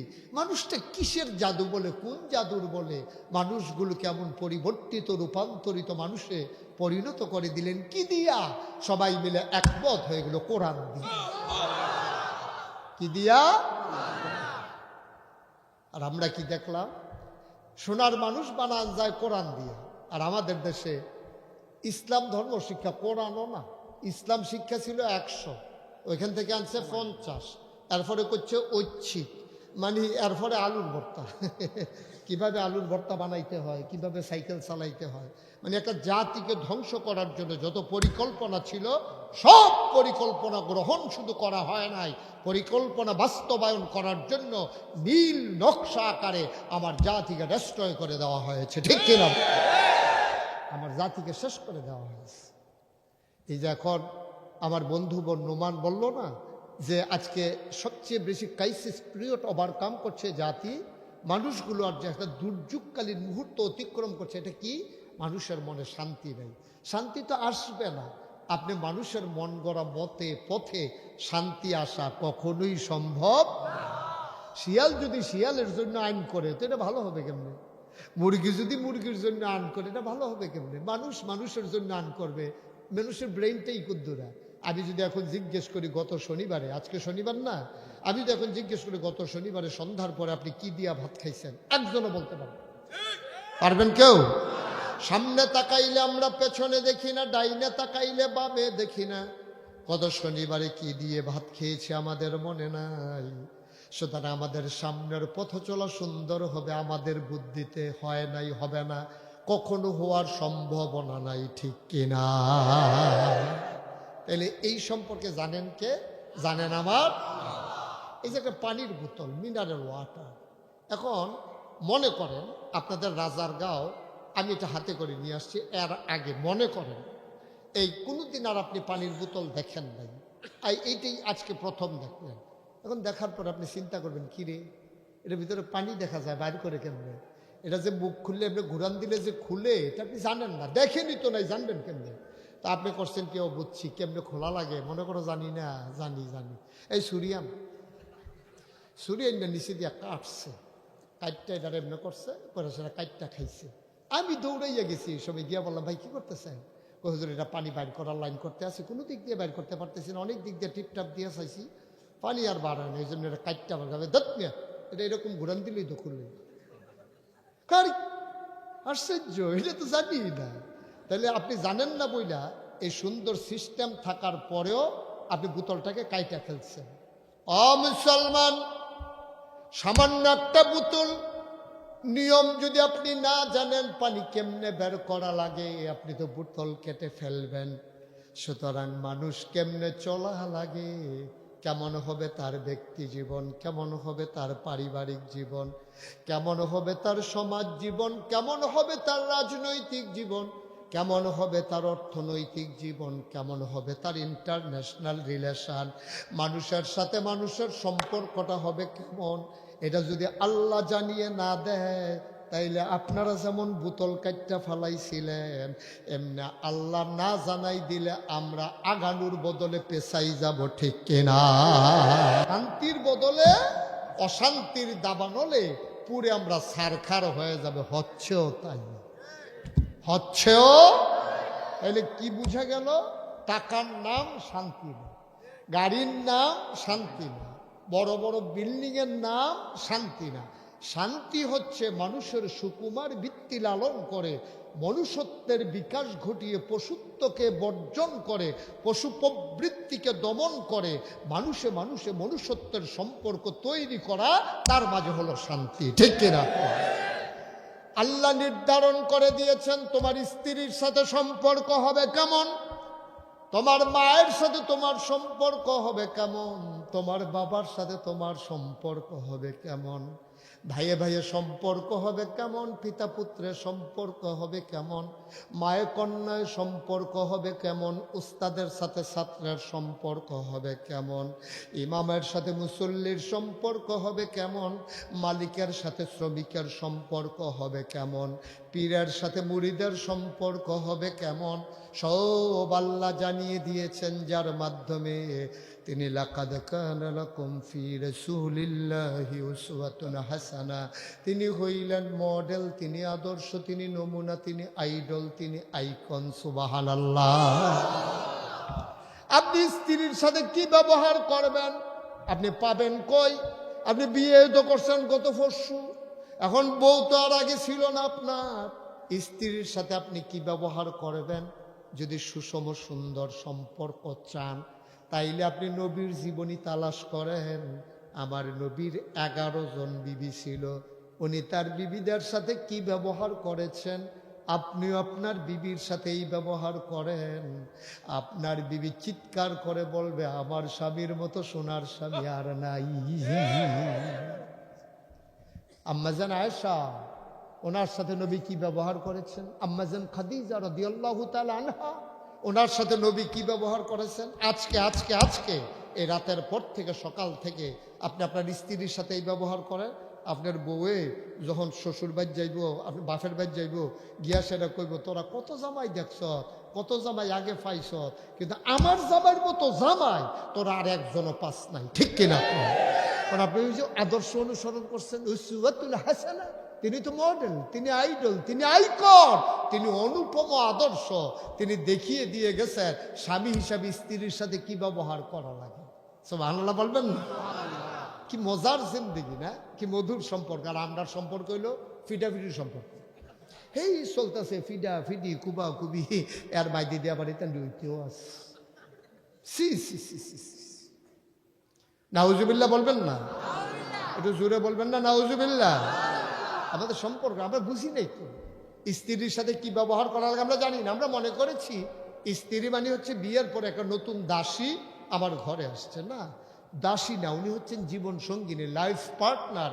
হুন্না লাবাসুল লাকুম ওয়া আনতুম লাবাসুল লাহুম। আপনি বুঝে নেন না বউ কারে কয়, এটা আপনি বুঝে নেন না।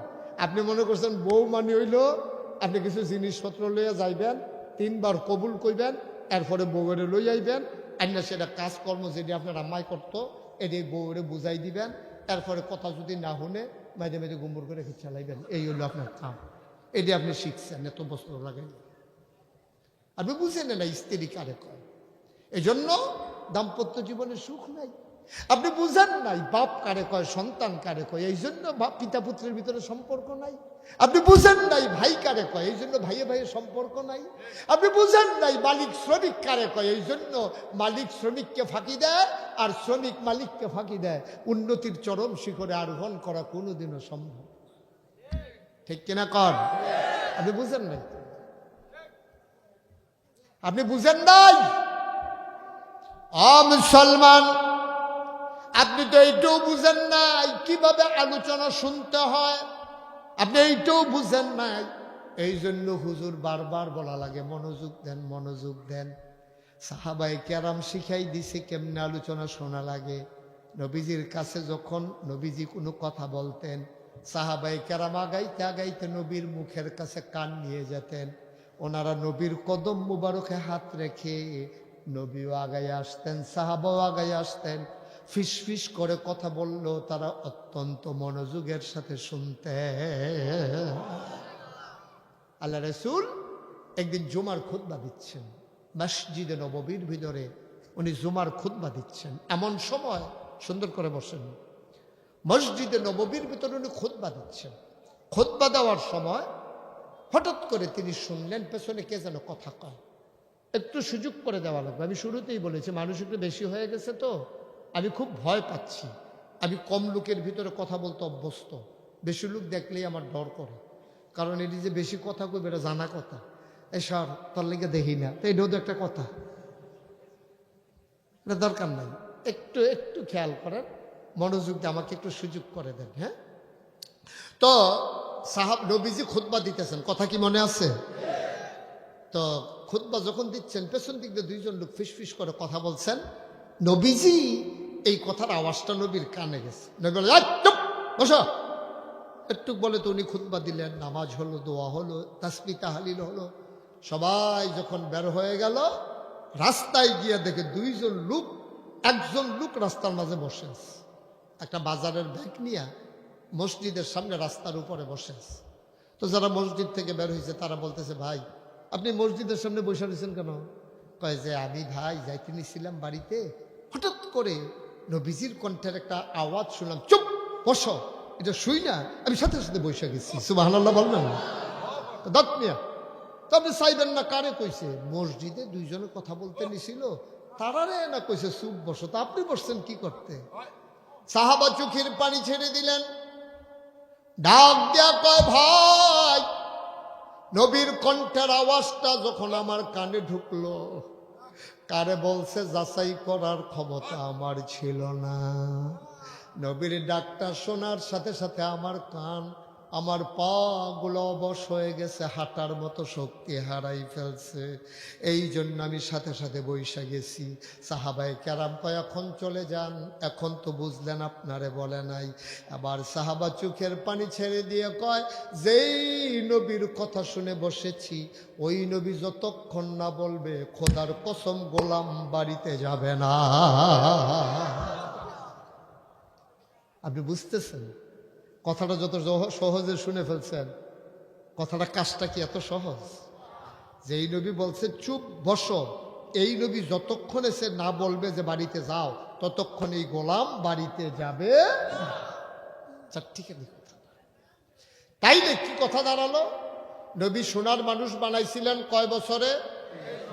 সবাই কথা কন, কয় বছরে? আর বাংলাদেশ স্বাধীন হলো 54 বছর, এবছর 55, মানে 50 বছর।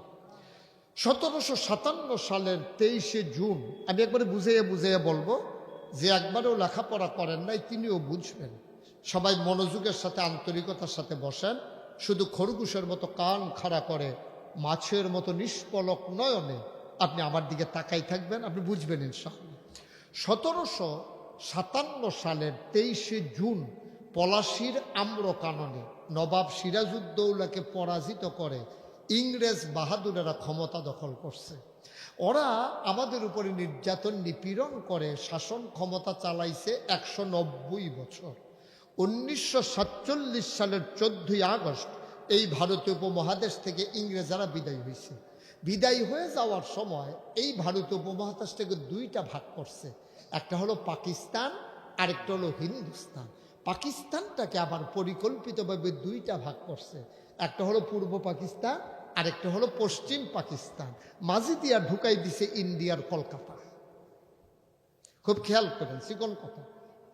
আপনার বাড়ির সামনে একটা উঠান আছে, এই উঠানের মাঝে দিয়া যদি প্রত্যেক দিন সকালবেলা বিকালবেলা লোকজন বাজারে আইয়ে যায়, তাহলে আপনার স্ত্রী কি বাড়িতে এই উড়ানের ভিতরে নামতে পারবে?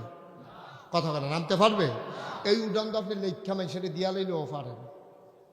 যেহেতু এই উড়ানটা দিয়ে মানুষ হাটে যায়, আপনার উড়ানে কোনো পর্দা নাই, বাউন্ডারি নাই, আপনার স্ত্রী একটা কাপড় শুকাইতে দিতে পারে না, ধান শুকাইতে দিতে পারে না। এই পুরা গ্রামের মানুষ রাজারগাঁও বাজারও যায় আপনার উড়ানের উপরে দিয়ে। তো এই উড়ানটা আপনার যে কইতে আছেন, কইয়া লাভ নাই, তো এটা আপনার কোনো কামও লাগে না, আপনার বউয়েরও কোনো কামও লাগে না। এই পাকিস্তানটাকে পরিকল্পিতভাবে ইংরেজদের সাথে ওই হিন্দুরা ষড়যন্ত্র করে দুইটা ভাগ করছে, একটা হলো পূর্ব পাকিস্তান, আরেকটা হলো পশ্চিম পাকিস্তান। মাঝে দিয়ে দিয়ে ঢুকাই দিছে কলকাতা। তাদের এটা সূক্ষ্ম পরিকল্পনা ছিল যে যদি এই পাকিস্তানটা দুই দিকে দুইটা থাকে তাইলে তাদেরকে আলাদা করতে সহজ। এদিক দিয়ে এই কারবার। আবার পশ্চিম পাকিস্তানের মানুষ যারা, তারা ছিল একটু লোভী, তারা আমাদেরকে ন্যায্য অধিকার, আমাদের ক্ষমতা তারা দেয় নাই। আমাদের দেশের মানুষেরা মেহনত করত, চিনিগুড়া, কালিজিরা, কি মজার মজার চাও আপনার ফলাইতো, এইগুলা খাইতো। হুজুর উঠা যাবে না, ওটা যাবে না, আপনি এখানটা যাইতে পুরো মাহফিলে একটা লাড়া পড়াই যাবেন। আপনি ডিব্বা যেমন ধুম ধরে বইয়া থাকেন। আমিন কর। এখন কোনো কিচ্ছু নাই, মেহমানদারির আমাদের সব বন্ধ, টোটালি অফ। আমিন কর। এখন সিহন কথা চলতে আছে, এটা কোনো মোটামুটি কথা না যে আপনি বাইলিতে গেলে হইব। সিখন কথাটা হইল, তখন আমাদের দেশের আলেমরা ছিল অদূরদর্শী, তারা একটু বোকামির পরিচয় দিছে। তারা করছে কি, ফতুয়া দিছে ইংরেজি শিক্ষা করা হারাম। এই ফাঁকে এই হিন্দুরা ইংরেজি শিক্ষা ফেলাইছে, যত চাকরি আছে সব দখল দিয়া লাইছে হিন্দুরা। আর আমরা করতাম কাপড় ধুইতাম, তারপরে দান করতাম, কৃষি কাজ করতাম, তারপরে নানান ধরনের কাজকর্ম করে আমরা লেবার দিয়া খাইতাম। বড় বড় চাকরি করতো হিন্দুরা, কারণ ভাষা বুঝে ফেলছে। আর আমরা হুজুররা কইছে ভাষা শিক্ষা করা হারাম, ইংরেজি শিখন যেত না, এটা বিজাতীয় ভাষা, এটা শিখলে ইমান থাকতো না। আমরা তার ইমানের ডরে দুনিয়াটা ছাইরা দিছে। রাব্বানা আতে না ফির দুনিয়া বুল্লা লাইছে, ওয়াবিল আখিরাতে হাসানা, এইটা মনে রাখছে। তারা পরের জিন্দগিটা সুন্দর করতে চাইছে, দুনিয়াটারে বুল্লা লাইছে। বুল্লা গিয়া এই ফতুয়ার কারণে ইংরেজদের লোকে হিন্দুরার খুব খাতির হয়েছে। হিন্দুরা ইংরেজরারে বুঝাইছে, ভাই দেশটা যখন ভাগ করবেন আপনারা একটা কাম করেন, এই পাকিস্তান দুইটারে দুইগুণ দিয়ে হালাইয়া মাইদি দিয়ে ইন্ডিয়াটারে হালাই দিয়ে আমরা এটারে পরে সাইজ করাম, আপনারা টেনশন করেন না। এগুলো দিয়ে হাতারা লাইন করে রাখছে। আর আমরা জাতি ভাইয়ারা, আমরা মুসলমান পাকিস্তানিরা, তারা লুপ কাজ করছে। আমরা তারা চিনিগুড়া, কালিজিরা চাউল করতো, এইটি খাইতো পশ্চিম পাকিস্তানের এলিট পার্সন, ধনী মানুষ যারা, তারা আদমজি জুট মেইলের ভিতরে সুন্দর সুন্দর কার্পেট বানাইতো, এগুলো শোভা পাইতো পশ্চিম পাকিস্তানের এলিট পার্সন যারা, তাদের বেডরুমে আর ড্রয়িং রুমে। আমরা বেহতেরা মাইসে সেতলে যাওয়ায় আমরা তার তাই হইছে। 1971 সালের 26শে মার্চ এক মহান ঘোষণার মাধ্যমে আমার সহজ সরল মানুষগুলো খেপে গেল। যার হাতে যা ছিল আমরা ঝাঁপিয়ে পড়লাম এক অসম যুদ্ধে। দীর্ঘ 9 মাসের যুদ্ধে হাজারো প্রাণের বিনিময়ে, মায়ের ইজ্জত আব্রুর বিনিময়ে আমরা নতুন করে পৃথিবীর মানচিত্রে একটি দেশের নাম অঙ্কিত করে দিলাম। দেশের নাম আমার সোনার বাংলা। আমি তোমায় ভালো। আফসোস কি জানেন, ইংরেজরা শাসন করলো 200 বছর, পাকিস্তানিরা শাসন করলো 23 বছর, আমরা দেশটা স্বাধীন হয়েছে 55 বছর। আমরা আগে দোষ দিছি কি ব্রিটিশরা, ইংরেজরা আমরা সব লুটে ফুটে খেয়ে রয়েছে। এরপরে দোষ দিলাম কার? পাকিস্তানিরা। আচ্ছা, এখন কোথায় আসে? 71 সালে যে দেশ স্বাধীন হইল 16ই ডিসেম্বর, এখন কি পাকিস্তানি আছে? ইংরেজ আছে? এমপি কা? আমরা। এমপি কা? আমরা। মন্ত্রী কা? আমরা। আমলা, কামলা, ফির সাহ, মুরিদ, ইমাম সাহ, মুক্তাদি, মুসল্লি, কি আমরা কত কি শরম করে নাকি? এখন সব কার? আমাদের। এখন তো পাকিস্তানিও নাই আর এখন ইংরেজও নাই। তা এখন যদি আমি জিগাই, এতদিন তো ইংরেজরা দোষ দিছেন, এতদিন তো পাকিস্তানিরা দোষ দিছেন, ওখান দিয়ে আমরা মেম্বারও আমরা, চেয়ারম্যানও আমরা, ভোটারও আমরা, আমলাও আমরা, কামলাও আমরা, মন্ত্রীও আমরা, এমপিও আমরা, হুজুরও আমরা, মুক্তাদিও আমরা, ফির সাহেবও আমরা, মুরিদও আমরা। এখন সব আমরা। ওহন যদি আমি জিগাই তইলে আমরার ভিতরে ওহন ব্রিজের ভিতরে রডের বদলে বাস দেয়, ঠিক কিনা কও? এখন তো আর ইংরেজ নাই, আছে? এখন কি পাকিস্তানি আছে? ওহন বাস দেয় কারা? এটা কোন ওহন কে দেয়? আমরা তো আমরা দিতে আসি, তার মাইসের দোষ দিবেন কেমনে? এবার আইয়েন এই কথাটা, যেই কথাটার লাগিয়া কখন লাগছে, নবীনা সোনার মানুষ বানাইছিল কয় বছরে? আর আমরা পারলাম না। পাকিস্তানের 23 গেল, ব্রিটিশের 190 গেল, বাংলাদেশ স্বাধীন হইল 54-55 বছর হইল, আমরা এখনো আগাইতে পারলাম না। কারণটা কি? কারণটা কি কন? সবাই আপনাদের লোভ দেখায় যে ক্ষমতার যায়, হেতে যাইতে সময় কত দাম কয়, দুধে ভাতে বাঙালি বানাই দেন, মাছে ভাতে বাঙালি বানাই দেন, ডাইলে ভাইতে বাঙালি বানাই দেন, তোমরা দেখবা কত আগুয়াই দেন। যেই মাত্র ক্ষমতার যায় তে নিজে ফুলতে ফুলতে ফুলতে ফুলতে আঙ্গুল ফুললা কলা গাছ না বট গাছ হয়। কিন্তু বাংলাদেশের খেটে খাওয়া মানুষের ভাগ্যের বদল হয় না, ঠিক কিনা? সব জায়গায় টপ টু বটম পাওয়া গেল চিটার আর বটপাড়ের হেডকোয়ার্টার, ঠিক কিনা? যারা এই ক্ষমতায় যায় সব শেষ ভুলে যায়, আগের কথা সব ভুলে যায়। গাং ফারুইলে যেমন মাঝির কথা বুঝলালায়, আমরা তারা কোনো মতে ক্ষমতাটা যাইতে পারলে বুটারের কথা আর মনে থাকে না, ঠিক কিনা? বারবার ঘুঘু তুমি ধান খেয়েছ, এবার খাজনা ছাড়া আর ছাড়া হবে না ইনশাআল্লাহ। আমরাও খাদ্য খারাপ আছে, আমরা করে যে বালা মানুষ তা না। আমরা কি বালা মানুষ? সারাদিন বেদাইয়া লাস্টে লজেন দিলে শুইতে শুইতে বাজ্য লজেনটা মিডা পড়ছে। আমরা ভালো মানুষ। গরুর মাথা রাজারগাঁও বেচার বাজারও গরুর মাথা বেচা হয় 5,000 থেকে 10,000 টাকা, আর নির্বাচনের আগের রাতে মানুষের মাথা বিক্রি হয় 500 টাকা। তো আগাইবে কেমনে তোমরা?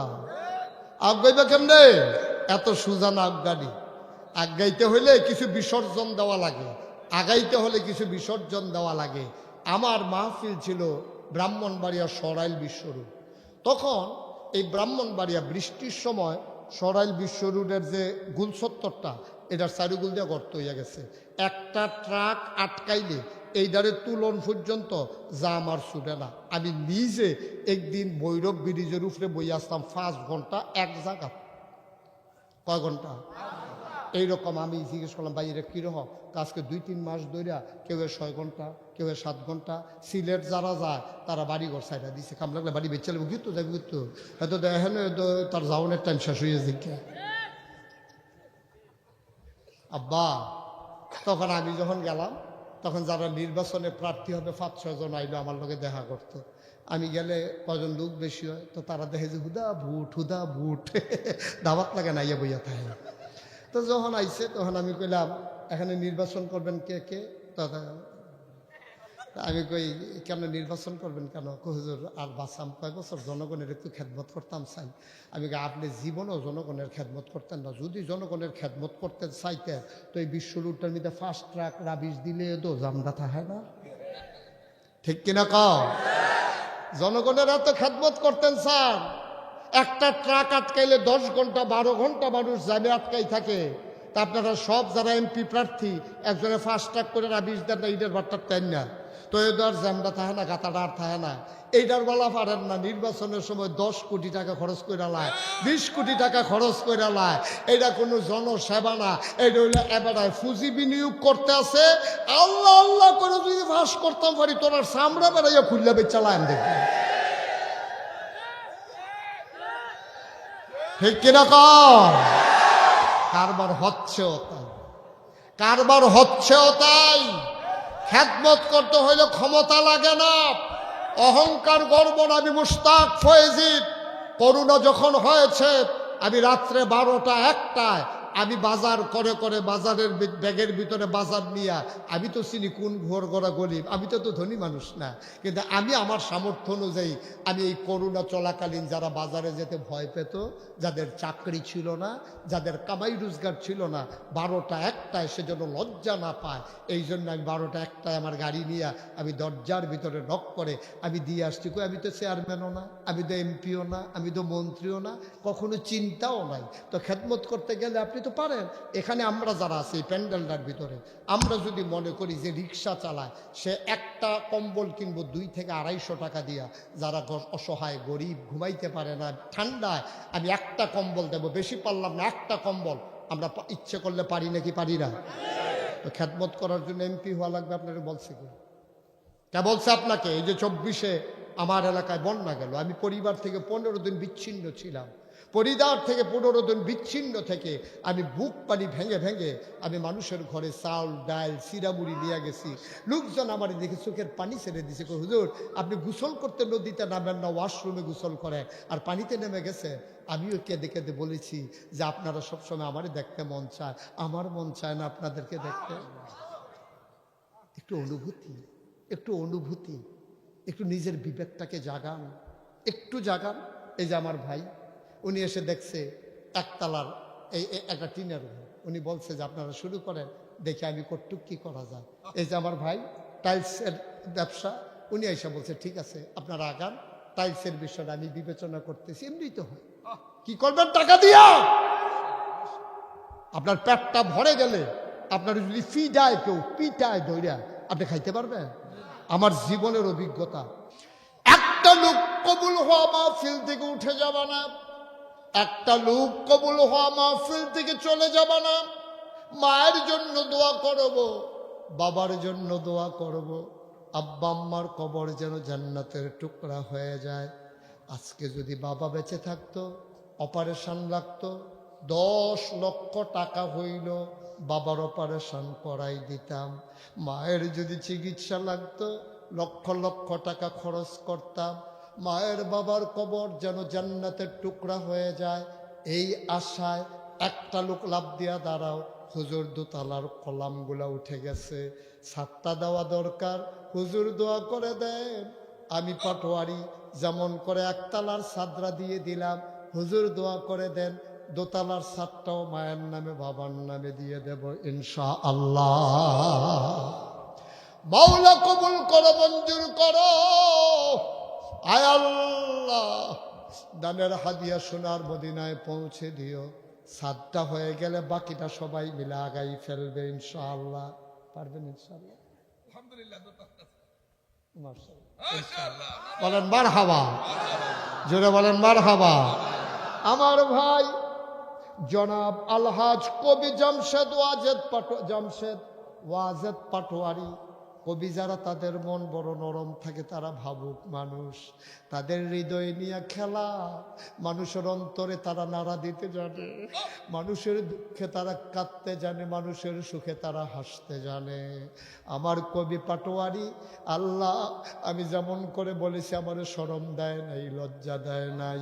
দোতলার ছাদের খরচটা আমার ভাই দিয়ে দেবে, মারহাবা।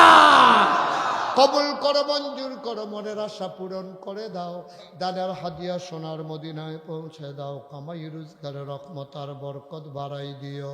যেই পথে চললে তুমি খুশি, তোমার হাবিব খুশি, সেই পথে চলার তৌফিক দান করে দাও। একটা লোক লাভ দিয়া দাঁড়াও, হুজুর দোতলায় যেই জানালাগুলা লাগবে, জানালা দরজাগুলা হুজুর আমি দিয়ে দেব।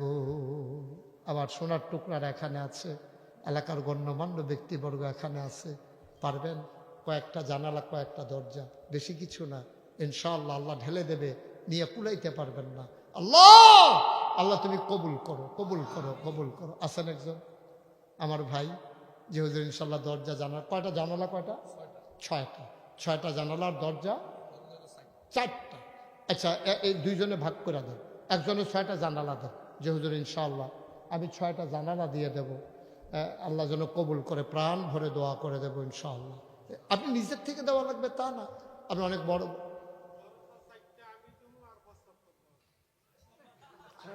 আসেন বোকা, উনি সরল মানুষ, উনি সুন্দর করে বলছে, বেয়াদবি তো করেনি, তোমাদের মতো না কইয়া দৌড়ে নেন। সাইডে আসেন। কি নাম আপনার? জনব। অনেক সুন্দর, ফ্যাশনেবল মানুষ না? Fine, thank you. মুসলমান তো এমনই হওয়া চাই। আমার পাটোয়া কি ভাই? আনোয়ার হোসেন পাটোয়ারি ভাই, আমার আপন ছোট ভাইয়ের নাম আনোয়ার, আমার ইমিডিয়েটলি ছোট আনোয়ার। তাইলে এবার ছোট হইতো না, বড় হইব। আনোয়ার ভাইয়ের রে 4টা দরজা দিয়া ফালাইছে, বলো মারহাবা। 6টা জানালা, 6টা জানালা। আছেন একজন? তাইলে আমি আর জনে জনে বলা লাগবে না। মাশাআল্লাহ, আমার কলিজার টুকরা, আমারও ভিন্ন হৃদয়াংশ। আয় ছেলে আয়, কি হলো ভাই? মোটেও কাজটা ঠিক হয় নাই, আপনি একটু খেয়াল রাখবেন। মাদ্রাসার সাথে তো আপনাদের কোনো শত্রুতামি নাই। এখন মাদ্রাসায় 2টা টাকা উঠতেছে, হেতারে শয়তানে ইয়া কয় বইয়ের উচিত কি তুই উঠতে গা, তারা ইয়ে বর করছো শয়তানে। একটা লোক দয়া করে উঠবেন না, আপনি উঠবেন, আগে উঠতেন ভালো, এখন আর উঠবেন না। ওই যে ভাই যেন সুন্দর করে বইলা গেছে, 10টা মিনিট বসেন। আমি বেশি লম্বা কালেকশন করি না, আমার বিল্ডিংয়ের কাজ শেষ, কালেকশনও শেষ। বলেন মারহাবা। আমার ভাই নুমান, আমরা একসাথে পড়েছি, এক প্রতিষ্ঠানে পড়েছি, এক বারান্দায় হেঁটেছি, এক বাতাস থেকে অক্সিজেন নিয়েছি। দীর্ঘদিন পরে আমার ভাইয়ের সাথে আমার দেখা, আমি আবেগ আপ্লুত, আমি অবশ্যই আমি অভিভূত, আমি মুগ্ধ। আমি জানতাম না আমার নোমানের বাড়ি এ এলাকায়। আমার প্রিয় নোমান ওই জানালাগুলা যা লাগে দিয়ে দেবে, বলো মারহাবা। তাইলে এখন আপনারা চিন্তা করতেছেন, টাইলস যেহেতু আইতেছে, টাইলসের লোক তো বইয়ে রয়েছে নাকি? কি চালাক হইছে মানুষ।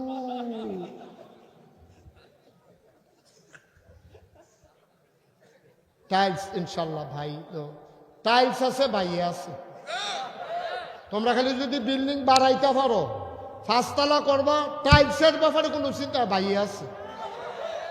মারহাবা কয় না রে? মাশাআল্লাহ। দোতলায় যত টাইলস লাগবে, ফ্লোর টাইলস, স্কেটিং, বাথরুম, ওয়ালে টাইলস করবেন না, দরকার নাই। এই যত টাইলস লাগে, আমার ভাই জাহাঙ্গীর আলম ভাই, উনি সুন্দর মানুষ মাশাআল্লাহ, কোরআনের কথাগুলো শুনে শুনে চোখের পানি ছেড়ে দিয়ে কেঁদেছে। ভদ্র মানুষ, সজ্জন মানুষ, টাইলসগুলো দিয়ে দেবে আমার ভাই, বলো মারহাবা। তাইলে বাকি রইল কি? আমাদের ছাদ হয়ে গেছে একেবারে প্লাস্টার সহ, তারপরে আপনার দরজা হয়ে গেছে, জানালা হয়ে গেছে, টাইলস হয়ে গেছে। এখন জানালার মাঝে যেই দরজাগুলা ইট লাগবে, কয়েক হাজার ইট লাগবে, বেশি লাগবে না কি? 12,000 ইট কি? 700? আরে শুধু ওয়াল আবার 12,000 ইট লাগে? জানালা দিতেন না, দরজা দিতেন না? কি তারে কয় হিসাব মিলা না দি? আমি তো 40 বছর ধরে এই কাম করি মিয়া, আমি কন্ট্রাক্টরতে ফাইকা রইছি না? 12,000 ইট তো লাগার কথা না, আপনি হিসাব ঠিক মতো করতে পারছেন না। আচ্ছা, এই 2,000 ইট দিবেন একজন দাঁড়ান। আচ্ছা, ইটটি যে লাগে, ইটটি যা লাগবো ওই সুন্দর করে ইনশাল্লাহ চেয়ারম্যান সব বন্ধু বান্ধব নিয়ে পারবেন নি দিতে? ইনশাল্লাহ। মারহাবা বলো, জোরে বলো, আর জোরে। আমার চেয়ারম্যান যত ইট লাগে রে, আবার সাইয়ান 3 তালাক নিয়ে লাই লাগাই রে, উনি বললাম শুধু দুতলা ইট দিব। ঘটনা তো একটা মনে পড়ছে, কইলে তেমনি আমরা গ্রামও, এই পাটোয়ারি ভাই, আমরা গ্রামের ধনী মানুষ আছি। তো আমরা গ্রামের পাশের গ্রামে একটা মাদ্রাসা আছে। তখন আমাদের এলাকায় যানবাহন ছিল কম, নৌকায় চলতো বেশি। তো পাশের গ্রামের তারা ধান কালেকশন করতে আইসে, নৌকা লই আমরা, এই খেয়াল করে শোনো, পাশের গ্রামের মাদ্রাসার হুজুরে ধান কালেকশন করতে হয়েছে আমরা গ্রামও। তো ওই আমরা গ্রামের যে ধনী মানুষটা আবার কয়, এই হুজুর সারাদিন এমনি নৌকা দিয়া কয় মন ধান পান?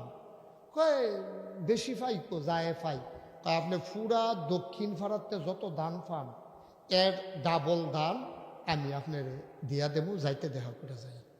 তো এই কথা কইছে পরে হুজুরে করছে কি আরেকখানে গিয়া পুরা নাও বুঝাই করছে, ভাই আপনার মাথা নেন না, দান্ডি দিয়া যায় নাওটা বুঝাই করেন, একটা কাম আছে।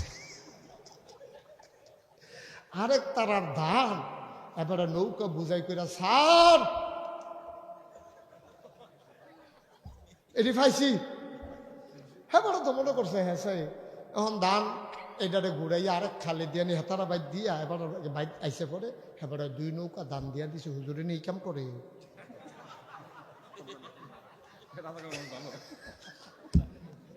জাহাঙ্গীর ভাই আপনার কইয়া রাখলাম, কইলাম এই চেয়ারম্যান সাহেব বুঝা 2 তালা ইট দিব, চাই না 3 তালা দিব, গাঁথনি দিয়া রাখে চাই বলে আগে রেহি জু তুললা রাহি নাইতে হইতো না, শুধু 2 তালার ইটটি মার হাবা কানারে কবুল করো, মঞ্জুর করো, মনের আশা পূরণ করে দাও, কামাই রোজগারের রকমত বরকত দাও। ইট হয়ে গেল, কিছু সিমেন্ট লাগে, একজন লোক লাভ দিয়া দাঁড়াও। হুজুর যেই সিমেন্টগুলা লাগে সামান্য কয় বস্তা সিমেন্ট লাগবে, হুজুর সিমেন্টের ব্যবস্থাটা আমি করে দেব ইনশাআল্লাহ।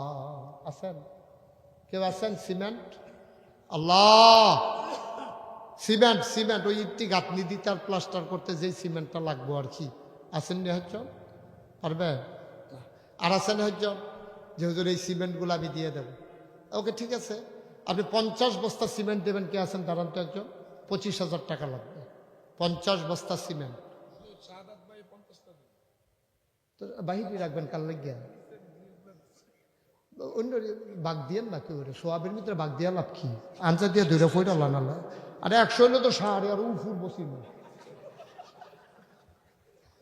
শাহাদাত ভাই যা সিমেন্ট লাগে এবার হাওয়া বলো, যা সিমেন্ট লাগে রে, ছাদের টিটো ছাদে ফাটোয়ারি বাইয়ে দিব, টাইলসের টিটো টাইলস বাইয়ে দিব, দরজা জানালা তো এমনি লাগিয়ে যাবো গা, ইডার গাঁথনির লগে তো যা লাগে শুধু ইডি আপনি দিবেন। ইডার গাঁথনির সিমেন্ট আমরা শাহাদাত বাইয়ে যা লাগে এই তাড়াতাড়ি লইয়া লাইয়েন। 1 বস্তা সিমেন্ট কিন্তু 50 কেজি, আপনি 100 কেজি লইয়া দাঁড়াইয়া পরে কোনো বিপদও পড়বেন আপনি। আইনে নামাই নেবেন, আইনে নামাই নেবেন, দেরি করেন না। শাহাদাত ভাই ইনশাল্লাহ যা সিমেন্ট মার হাবা কয় না রে। ওকে ফাইন, তাইলে কি হয়ে গেল? আবার ছাদ হয়ে গেল, দরজা হয়ে গেল, জানালা হয়ে গেল, তারপরে ওয়াল হয়ে গেল, প্লাস্টার হয়ে গেল, টাইলস হয়ে গেল। এখন শুধু আপনারা ছাত্র পাঠাবেন, আল্লাহ যেন কবুল করে সবাই করার আগে। প্রতিটা ঘরে ঘরে এই মাদ্রাসার ছাত্র থাকবে ইনশাআল্লাহ। এমন একটা ঘর নাই যে এই ঘরে এই মাদ্রাসার ছাত্র থাকবে না, আল্লাহ যেন কবুল করে। এখন কি লাগবে? শুধু গাঁথনির মিস্ত্রি খরচটা লাগবে, কারণ ছাদের খরচ তো ছাদের বেড়াই দিব। তারপরে দরজা লাগাই না, বেড়া দরজাটা দিয়ে দেবো, জানলা, হ্যাঁ এমনি তো শুধু এই যে মিস্ত্রি খরচ, ওয়ালের গাঁথনি দিতে যেহেতু এবারে সিমেন্টটা দিব, ওটা মিস্ত্রির টেহা লাগে। একজন দাঁড়ান যে হুজুর আমি 10,000 টাকা দিয়ে দেব। 10,000, মাত্র 10,000 নাই। 10,000 টাকা দেওয়ার মতো এই প্যান্ডেলটাতে একটা লোক নাই। আমার মতো মাইসে 3 বার কখন লাগলো কথাটা? কে আছেন একজন? 10,000? আল্লাহ আল্লাহ তুমি মাশাআল্লাহ। তো এখন দেরি করছেন কিনতে? 2,000 টাকা জরিফানা লাগাই দেওয়া যায়, টের পাইবেন তখন দেরি করে। কোন লগে লগে আপনি ফালতে ঘুরিছেন না কেন? এই দিতাম নাকি জরিফানা লাগাইয়া? আচ্ছা থাক, মাফ করে দে। বুঝছি, এত চিন্তা করে দান করুন জানি ভক্কর করে দিয়ে বইয়া থাকবেন, আল্লাহ যা করে। 10,000 টাকা কি নাম? মানসুর ছেলে। এই তেজ জাহেন তো উঠতে আপনারা কই আসছে? শেষ ওয়াজ শেষ, কালেকশনও শেষ। মনসুর গাজী ভাই উনি দিলেন 10,000। কবুল করো, মঞ্জুর করো, মনের আশা পূরণ করে দাও। 5,000 টাকা একটা লোক আমার লাগবে। আরিফুল ইসলাম উনি দিল নগদ 5,000। 2 নাম্বার 5,000। আরেকটা লোক আমার লাগবে। কে আছেন? 5,000 5,000। আল্লাহ, মাশাআল্লাহ। কি নাম? আব্দুর রব। তাড়াতাড়ি আত্মুল্লাহ আলাইছে জরিফানার ডরে। দেখছে যে নমুনা খারাপ, যেমনি জরিফানা হইতেছে, তাড়াতাড়ি আত্মুল্লাহ। আব্দুর রব ভাই উনি দিয়া লাইছে 5,000। হয়ে গেল 20,000। কি নাম? নাম বলেন। রুবেল ব্যাপারী ভাই উনি দিলেন 5,000। হয়ে গেল 25,000। কবুল করো, মঞ্জুর করো। কে আছো? আর 5,000। 25,000 হয়ে গেছে। 5,000 5,000। আল্লাহ। কি নাম? আব্দুর রহিম ব্যাপারী 5,000। হয়ে গেল 30,000। আর মাত্র 60 জন দিতে পারবো। 50-এর পরে আমি আর নেব না। কে আছেন? 5,000। আল্লাহ আল্লাহ আল্লাহ আল্লাহ আল্লাহ। তুমি কবুল। হ্যাঁ 10। আল্লাহ, এবার যদি আরো 3-4টা হাত থাকতো আরো বাড়াই দিতে পারলো। 2 হাতে 5 আঙ্গুল করে আছে, 10,000 দিছে। 4টা হাত থাকলে আমার মনে হয় 20,000 পাই আল্লাহ বুঝলে। আমার ভাইয়ে দিয়া লাইছে 10,000। হয়ে গেল জামাল ভাই কত হয়েছে রে? 40,000। আর মাত্র 2 জন। ধন্য মায়ের ধন্য সন্তান। শেষ ভালো যার, সব ভালো তার। 2টা লোক দরকার। 5,000 5,000। আপনার 5। কি নাম? জুলাই যোদ্ধা। মাশাআল্লাহ মাশাআল্লাহ, স্যালুট। জি, রক্তিম শুভেচ্ছা। যাদের রক্তের বিনিময়ে, ত্যাগের বিনিময়ে আমরা ফেসিবাদ বিদায় করে মুক্ত আকাশে নিঃশ্বাস নিচ্ছি বুক ভরে। আমার আবিদ, বলো মারহাবা। এই ছেলেগুলার জীবনের বিনিময়ে আমরা আমার নতুন বাংলাদেশ পেয়েছি। ওদেরকে স্যালুট। আল্লাহ যেন কবুল করে। আর আমার হাদি যে এই নজরানা, ভালোবাসার নজরানা পেশ করতে গিয়ে নিজের জীবন বিলিয়ে দিয়েছে, আল্লাহ যেন তাকে শহীদ হিসাবে কবুল করে। ঘরে ঘরে আল্লাহ যেন শহীদ হিসাবে, আল্লাহ যেন ঘরে ঘরে আমার হাদি তৈরি করে দেয়। হাদির সাথে আমার অনেক স্মৃতি। হাদির সাথে আমার অনেক মাশাআল্লাহ, হাদির সাথে আমার অনেক স্মৃতি। কুমিল্লা টাউন হলে হাদি যখন আসলো ইনকালাব মঞ্চ নিয়ে, সেখানে আমি ছিলাম প্রধান মেহমান। কথা বলেছিলাম। আমার কথার মাঝে স্লোগান ধরেছিল আমার হাদি। আমার চোখের সামনে এখনো যেন ভেসে আছে আমার হাদি কেমন করে স্লোগানে স্লোগানে যে কুমিল্লার জনসমুদ্রকে উত্তাল সমুদ্রে পরিণত করে দিয়েছিল আমার সেই হাদি। আজকে এই হাদি নিশ্চয়ই জান্নাতে থেকে থেকে দোয়া করছে আমাদের জন্য।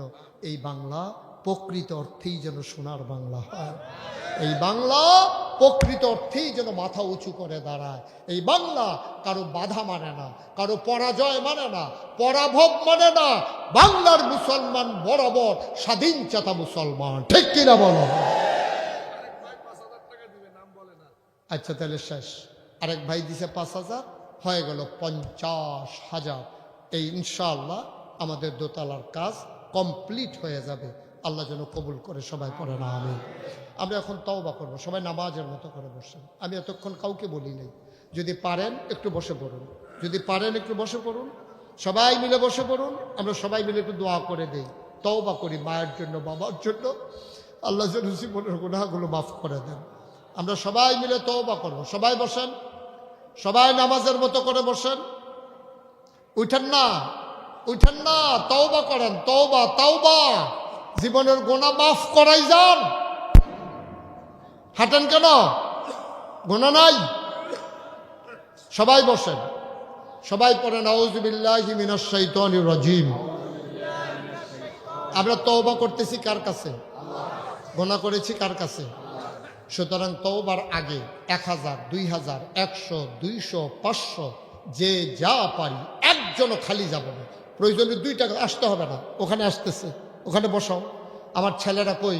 মাদ্রাসার কর্তৃপক্ষ কই? যান ভিতরে ব্যাগ নিয়ে ঢুকেন। বিসমিল্লাহ। উঠেন না, হাইটেন না, একটু বসেন বাবা, একটু বসেন। জি কই?